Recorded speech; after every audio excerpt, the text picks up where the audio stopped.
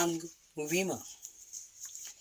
ਬੰਟੀ ਦੇ ਅਸਲ ਕਾਤਲਾਂ ਦੇ ਨਾਂ ਜੱਗਰ ਹੋ ਚੁੱਕੇ ਸਨ।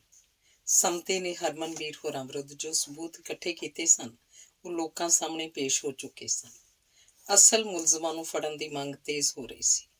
ਦਿਨੋਂ ਦਿਨ ਸਮਤੀ ਨਾਲ ਸਹਿਮਤ ਹੋਣ ਵਾਲੇ ਲੋਕਾਂ ਦੀ ਗਿਣਤੀ ਵੱਧਦੀ ਜਾ ਰਹੀ ਸੀ। ਲੋਕਾਂ 'ਚ ਇੱਕ ਧਾਰਨਾ ਬਣਨ ਲੱਗੀ, ਇੱਕ ਦਿਨ ਪੁਲਿਸ ਨੂੰ ਅਸਲ ਦੋਸ਼ੀਆਂ ਨੂੰ ਫੜਨਾ ਪੈਣਾ, ਅਦਾਲਤ ਨੂੰ ਪਾਲੇ ਮੀਤੇ ਨੂੰ ਬਰੀ ਕਰਨਾ ਪੈਣਾ। ਫਿਰ ਸਮਤੀ ਵਾਲਿਆਂ ਨੇ ਉਹਨਾਂ ਵਿਰੁੱਧ ਭੁਗਤੇ ਗਵਾਹਾਂ ਨੂੰ ਕਟਹਿਰੇ 'ਚ ਖੜੇ ਕਰਨਾ। ਜਿਹੜੇ ਗਵਾਹਾਂ ਨੇ ਯੁਵਾ ਸਿੰਘ ਦੀ ਪ੍ਰੇਰਨਾ ਤੇ ਪੁਲਿਸ ਦੇ ਦਬਾਅ ਹੇਠ ਆ ਕੇ ਗਵਾਹੀ ਦਿੱਤੀ ਸੀ, ਉਹਨਾਂ ਨੂੰ ਭਾਜਣਾ ਪੈ ਗਈਆਂ। ਸਮਤੀ ਇੱਕ ਸ਼ਰਤ ਤੇ ਝੂਠ ਬੋਲਣ ਵਾਲੇ ਗਵਾਹਾਂ ਦੀ ਭੁੱਲ ਬਖਸ਼ਣ ਲਈ ਤਿਆਰ ਸੀ। ਉਹ ਆਪਣੀ ਗਲਤੀ ਮੰਨਣ ਤੇ ਝੂਠ ਬੋਲਣ ਦਾ ਇਕਬਾਲ ਕਰਕੇ ਸਮਤੀ ਨੂੰ ਹਲਫੀਆ ਬਿਆਨ ਦੇਣ। ਸਮਤੀ ਦੀ ਨੀਤੀ ਸਪਸ਼ਟ ਸੀ। ਉਹਨਾਂ ਦੀ ਲੜਾਈ ਕਿਸੇ ਵਿਅਕਤੀ ਨਾਲ ਨਹੀਂ, ਪ੍ਰਬੰਧ ਨਾਲ ਸੀ। ਯੁਵਾ ਸੰਘ ਤੇ ਉਹਦੇ ਵਕੀਲ ਗਵਾਹਾਂ ਨੂੰ ਅਜਿਹਾ ਕਰਨ ਤੇ ਰੋਕ ਰਹੇ ਸਨ, ਨਾਲੇ ਡਰ ਰਹੇ ਸਨ। ਅਦਾਲਤ ਵੱਲ ਤੁਹਾਡੇ ਬਿਆਨਾਂ ਨੂੰ ਸੱਚ ਮੰਨਿਆ ਜਾ ਚੁੱਕਾ ਹੈ। ਤੁਹਾਡੇ ਬਿਆਨ ਦੇ ਆਧਾਰ ਤੇ ਮੁਲਜ਼ਮਾਂ ਨੂੰ ਸਜ਼ਾ ਸੁਣਾਈ ਜਾ ਚੁੱਕੀ ਹੈ। ਪਾਲੇ ਮੀਤੇ ਨੂੰ ਬਚਾਉਣ ਲਈ ਸਮਤੀ ਨੇ ਝੂਠੀ ਕਹਾਣੀ ਘੜੀ ਹੈ। ਬੰਟੀ ਤੋਂ ਪਹਿਲਾਂ ਨਾ ਕੋਈ ਬੱਚਾ ਅਗਵਾ ਹੋਇਆ ਸੀ, ਨਾ ਕਿਸੇ ਨੇ ਫਰੌਤੀ ਦਿੱਤੀ ਸੀ। ਬੈਂਕ ਮੈਨੇਜਰ ਤੇ ਸ਼ੰਕਰ ਦਾਸ 2 ਸਾਲ ਚੁੱਪ ਕਿਉਂ ਰਹੇ? ਸੱਚ ਇਹ ਹੈ ਕਿ ਨਸ਼ਿਆਂ ਦੀ ਤੋੜ ਕਾਰਨ ਡਰਾਈਵਰ ਤੜਫ ਰਿਹਾ। ਉਹਦੀ ਮਜਬੂਰੀ ਦਾ ਨਜਾਇਜ਼ ਫਾਇਦਾ ਉਠਾ ਕੇ ਸਮਤੀ ਨੇ ਉਹਨੂੰ ਖਰੀਦ ਲਿਆ। ਉਸ ਕੋਲੋਂ ਪਿਛਲੀਆਂ ਤਰੀਕਾਂ 'ਚ ਧਮਕੀ ਪੱਤਰ ਲਿਖਵਾ ਲਏ ਹਨ। ਪੈਸੇ ਬਟੋਰਨ ਲਈ ਸ਼ਹਿਰ ਦੇ ਸਭ ਤੋਂ ਅਮੀਰ ਬੰਦੇ ਨੂੰ ਡਰਾਇਆ ਧਮਕਾਇਆ ਜਾ ਰਿਹਾ ਹੈ। ਸਰਕਾਰ ਸਮਤੀ ਦੀਆਂ ਬਾਂਦਰ ਘੁਰਕੀਆਂ ਤੋਂ ਡਰਨ ਵਾਲੀ ਨਹੀਂ। ਸਮਤੀ ਦੀਆਂ ਗੱਲਾਂ 'ਚ ਆ ਕੇ ਕਿਧਰੇ ਹਲਫੀਆ ਬਿਆਨ ਨਾ ਦੇ ਦੇਣਾ, ਆਪਣੇ ਲਈ ਆਪ ਹੀ ਫਾਂਸੀ ਦਾ ਫੰਦਾ ਤਿਆਰ ਨਾ ਕਰ ਲੈਣਾ। ਘਬਰਾਏ ਗਵਾਹਾਂ ਨੂੰ ਸਮਝ ਨਹੀਂ ਸੀ ਆ ਰਹੀ ਉਹ ਕਿਸ ਧਿਰ ਨਾਲ ਖੜੋਣ। ਪੁਲਿਸ ਨੇ ਪਾਲੇ ਮੀਤੇ ਨੂੰ ਦੋਸ਼ੀ ਸਿੱਧ ਕਰਨ ਲਈ ਬਹੁਤ ਗਵਾਹਾਂ ਦੇ ਬਿਆਨ ਲਿਖੇ ਸਨ। ਉਹਨਾਂ ਵਿੱਚੋਂ ਬਹੁਤੇ ਪਹਿਲਾਂ ਹੀ ਸੱਚ ਬੋਲ ਗਏ ਸਨ। ਉਹਨਾਂ ਨੇ ਹਿੱਕ ਠੋਕ ਕੇ ਆਖਿਆ, ਇਸ ਵਾਰਦਾਤ ਵਿੱਚ ਪਾਲੇ ਮੀਤੇ ਦਾ ਹੱਥ ਨਹੀਂ ਹੈ। 4 ਗਵਾਹਾਂ ਨੇ ਗਵਾਹੀ ਪੁਲਿਸ ਮੁਤਾਬਕ ਦਿੱਤੀ ਸੀ। ਰਾਮ ਸਰੂਪ ਦਾ ਬਿਆਨ ਸੀ ਕਿ ਪੁਲਿਸ ਨੇ ਦੋਹਾਂ ਦੋਸ਼ੀਆਂ ਕੋਲੋਂ ਉਹਦੇ ਸਾਹਮਣੇ ਪੁੱਛਗਿੱਛ ਕੀਤੀ ਸੀ। ਦੋਹਾਂ ਨੇ ਆਪਣੇ ਜੁਰਮ ਦਾ ਇਕਬਾਲ ਕੀਤਾ ਸੀ। ਉਹਦੇ ਸਾਹਮਣੇ ਮੀਤੇ ਨੇ ਪੁਲਿਸ ਨੂੰ ਖੰਡਰਾਂ 'ਚ ਲਿਜਾ ਕੇ ਉਹ ਰੋਡ ਬਰਾਮਦ ਕਰਾਈ ਸੀ ਜਿਸ ਨਾਲ ਉਹਨਾਂ ਨੇ ਬੰਟੀ ਦਾ ਕਤਲ ਕੀਤਾ ਸੀ। ਪਾਲੇ ਨੇ ਆਪਣੇ ਘਰੋਂ ਵਰਦੀ ਬਰਾਮਦ ਕਰਾਈ ਸੀ ਜਿਹੜਾ ਅਗਵਾ ਹੋਣ ਸਮੇਂ ਬੰਟੀ ਨੇ ਪਹਿਨੀ ਹੋਈ ਸੀ। ਦੇਸ ਰਾਜ ਦੀ ਭਾਂਡਿਆਂ ਦੀ ਦੁਕਾਨ ਸੀ। ਦੁਕਾਨ ਉੱਪਰੋਂ ਟੁੱਟ ਫੁੱਟ ਵੀ ਖਰੀਦਦਾ ਸੀ। ਪਾਲਾ ਉਸ ਕੋਲ ਚੋਰੀ ਦਾ ਮਾਲ ਵੇਚਿਆ ਕਰਦਾ ਸੀ, ਇਸ ਲਈ ਉਹ ਉਹਨੂੰ ਪਹਿਲਾਂ ਤੋਂ ਜਾਣਦਾ ਸੀ। ਲਾਲਾ ਜੀ ਦੇ ਘਰ ਅੱਗੇ ਰੱਖੇ ਜਿਸ ਟੋਪੀਏ ਹੇਠੋਂ ਧਮਕੀ ਪੱਤਰ ਮਿਲਿਆ ਸੀ, ਉਸੇ ਦੀ ਦੁਕਾਨ ਤੋਂ ਵਿਕਿਆ ਸੀ। ਟੋਪੀਆ ਪਾਲੇ ਨੇ 2 ਦਿਨ ਪਹਿਲਾਂ ਖਰੀਦਿਆ ਸੀ, ਉੱਪਰ ਆਪਣਾ ਨਾਂ ਖੁਦਵਾਇਆ ਸੀ। ਇਸ ਢੰਗ ਨਾਲ ਦੇਸ ਰਾਜ ਨੇ ਪਾਲੇ ਨੂੰ ਇਸ ਵਾਰਦਾਤ ਨਾਲ ਜੋੜਿਆ ਸੀ। ਤੀਜਾ ਗਵਾਹ ਕਮਲਾ ਪ੍ਰਿੰਟਿੰਗ ਪ੍ਰੈਸ ਦਾ ਮਾਲਕ ਕਮਲ ਪ੍ਰਸਾਦ ਸੀ। ਡਰਾ ਧਮਕਾ ਕੇ ਮੀਤੇ ਨੇ ਉਸ ਕੋਲੋਂ ਉਹ ਲੈਟਰ ਪੈਡ ਛਪਵਾਇਆ ਸੀ ਜਿਸ ਉੱਪਰ ਉਹਨਾਂ ਨੇ ਫਰੌਤੀ ਦੀ ਮੰਗ ਕੀਤੀ ਸੀ। ਰਾਧੇ ਸ਼ਾਮ ਦੀ ਚਾਹ ਦੁੱਧ ਦੀ ਦੁਕਾਨ ਸੀ। ਉਹਦੇ ਸਾਹਮਣੇ ਉਹਦੀ ਦੁਕਾਨ 'ਚ ਪਾਲੇ ਮੀਤੇ ਨੇ ਬੰਟੀ ਨੂੰ ਅਗਵਾ ਕਰਨ ਤੇ ਫਰੌਤੀ ਮੰਗਣ ਦੀ ਸਾਜ਼ਿਸ਼ ਘੜੀ ਸੀ। ਰਾਮ ਸਰੂਪ ਯੁਵਾ ਸੰਘ ਦਾ ਪ੍ਰਧਾਨ ਸੀ। ਲਾਲਾ ਜੀ ਦਾ ਅੰਨਾ ਭਗਤ ਸੀ। ਉਸੇ ਦੀ ਅਗਵਾਈ 'ਚ ਯੁਵਾ ਸੰਘ ਨੇ ਪਹਿਲਾਂ ਬੰਟੀ ਦੇ ਕਾਤਲਾਂ ਨੂੰ ਫੜਨ ਤੇ ਫਿਰ ਉਹਨਾਂ ਨੂੰ ਫਾਹੇ ਲਾਉਣ ਦੀ ਮੰਗ ਨੂੰ ਲੈ ਕੇ ਲੰਬਾ ਸੰਘਰਸ਼ ਕੀਤਾ ਸੀ। ਪਾਲਾ ਮੀਤਾ ਸੱਚੇ ਫਸੇ ਸਨ ਜਾਂ ਝੂਠੇ, ਇਸ ਨਾਲ ਉਹਨੂੰ ਕੋਈ ਮਤਲਬ ਨਹੀਂ ਸੀ। ਉਹ ਆਪਣੇ ਪਹਿਲੇ ਸਟੈਂਡ ਤੇ ਕਾਇਮ ਸੀ। ਆਪਣੇ ਬਚਾਅ ਲਈ ਕਿਹੜਾ ਰਸਤਾ ਅਪਣਾਇਆ ਜਾਵੇ? ਜਦੋਂ ਇਹ ਵਿਚਾਰਨ ਲਈ ਬਾਕੀ ਗਵਾਹਾਂ ਨੇ ਰਾਮ ਸਰੂਪ ਨਾਲ ਸੰਪਰਕ ਕਾਇਮ ਕੀਤਾ ਤਾਂ ਉਹਨੇ ਕੋਰਾ ਜਵਾਬ ਦੇ ਦਿੱਤਾ। ਕਹਿੰਦਾ, ਨਾ ਮੈਂ ਕਿਸ ਤੋਂ ਡਰਦਾ, ਨਾ ਮੈਂ ਕੋਈ ਬਚਾਅ ਕਰਨਾ ਹੈ। ਰਾਮ ਸਰੂਪ ਇਕੱਲਾ ਹੀ ਲਾਲਾ ਜੀ ਦਾ ਉਪਾਸ਼ਕ ਨਹੀਂ ਸੀ, ਉਹ ਤਿੰਨੋਂ ਵੀ ਲਾਲਾ ਜੀ ਦੇ ਚੇਲੇ ਸਨ। ਦੇਸ ਰਾਜ ਗੀਤਾ ਭਵਨ ਦਾ ਪ੍ਰਧਾਨ ਸੀ। ਗੀਤਾ ਭਵਨ ਲਾਲਾ ਜੀ ਦੀ ਪ੍ਰੇਰਨਾ ਸਦਕਾ ਉਸਰਿਆ ਸੀ। ਦੇਸ ਰਾਜ ਗੀਤਾ ਭਵਨ ਦਾ ਪ੍ਰਧਾਨ ਲਾਲਾ ਜੀ ਦੇ ਆਸ਼ੀਰਵਾਦ ਨਾਲ ਬਣਿਆ ਸੀ। ਗੀਤਾ ਦੀ ਕਸਮ ਖਾ ਕੇ ਝੂਠ ਉਹ ਲਾਲਾ ਜੀ ਕਾਰਨ ਹੀ ਬੋਲਿਆ ਸੀ। ਉਸ ਸਮੇਂ ਉਸ ਨੂੰ ਪੱਕਾ ਯਕੀਨ ਦਿਵਾਇਆ ਗਿਆ ਸੀ ਬੰਟੀ ਦੇ ਕਾਤਲ ਇਹੋ ਹਨ। ਕਾਨੂੰਨੀ ਅੜਚਣਾਂ ਦੂਰ ਕਰਨ ਲਈ ਕੁਝ ਝੂਠ ਬੋਲਣਾ ਪੈਣਾ ਹੈ। ਇਸ ਝੂਠ ਨੂੰ ਸੱਚ ਮੰਨ ਕੇ ਉਹ ਝੂਠ ਬੋਲਿਆ ਸੀ। ਕਮਲ ਪ੍ਰਸਾਦ ਸੇਵਾ ਸਮਤੀ ਦਾ ਪ੍ਰਧਾਨ ਸੀ। ਪ੍ਰਧਾਨ ਉਹ ਨਾਂ ਦਾ ਸੀ, ਕਰਤਾ ਧਰਤਾ ਲਾਲਾ ਜੀ ਸਨ। ਕਮਲ ਨੇ ਲੈਟਰ ਪੈਡ ਮੀਤੇ ਦੀ ਥਾਂ ਪੁਲਿਸ ਦੇ ਆਖਣ ਤੇ ਛਾਪੀ ਸੀ। ਇੰਜ ਕਰਨ ਦੀ ਹਦਾਇਤ ਖੁਦ ਰਾਮ ਸਰੂਪ ਨੇ ਉਹਨੂੰ ਦਿੱਤੀ ਸੀ। ਇਹੋ ਹਾਲ ਰਾਧੇ ਸ਼ਾਮ ਦਾ ਸੀ। ਦੁਕਾਨ ਦਾ ਮਾਲਕ ਉਹਨੂੰ ਲਾਲਾ ਜੀ ਨੇ ਬਣਾਇਆ ਸੀ। ਪਹਿਲਾਂ ਉਹ ਇੱਕ ਹਲਵਾਈ ਦੀ ਦੁਕਾਨ ਤੇ ਨੌਕਰ ਸੀ ਤੇ ਲੋਕਾਂ ਦੇ ਜੂਠੇ ਭਾਂਡੇ ਮਾਂਜਦਾ ਸੀ। ਅਹਿਸਾਨ ਦਾ ਬਦਲਾ ਚੁਕਾਉਣ ਲਈ ਉਹਨੇ ਪਾਲੇ ਮੀਤੇ ਵੱਲੋਂ ਉਹਦੀ ਦੁਕਾਨ ਵਿੱਚ ਸਾਜ਼ਿਸ਼ ਘੜਨ ਦੀ ਮਨਘੜਤ ਕਹਾਣੀ ਘੜੀ ਸੀ। ਜਿਰਾ ਦੌਰਾਨ ਸਫਾਈ ਧਿਰ ਦੇ ਵਕੀਲਾਂ ਨੇ ਉਹਨਾਂ ਦਾ ਝੂਠ ਫੜ ਲਿਆ ਸੀ। ਫਿਰ ਵੀ ਅਦਾਲਤ ਨੇ ਪਤਾ ਨਹੀਂ ਕਿਵੇਂ ਉਹਨਾਂ ਨੂੰ ਦੋਸ਼ੀ ਠਹਿਰਾ ਦਿੱਤਾ ਸੀ। ਰਹਿਨੁਮਾਈ ਲਈ ਇਹਨਾਂ ਗਵਾਹਾਂ ਨੇ ਲਾਲਾ ਜੀ ਨਾਲ ਸੰਪਰਕ ਕੀਤਾ। ਉਹ ਵੀ ਦੁਬਿਧਾ 'ਚ ਸਨ।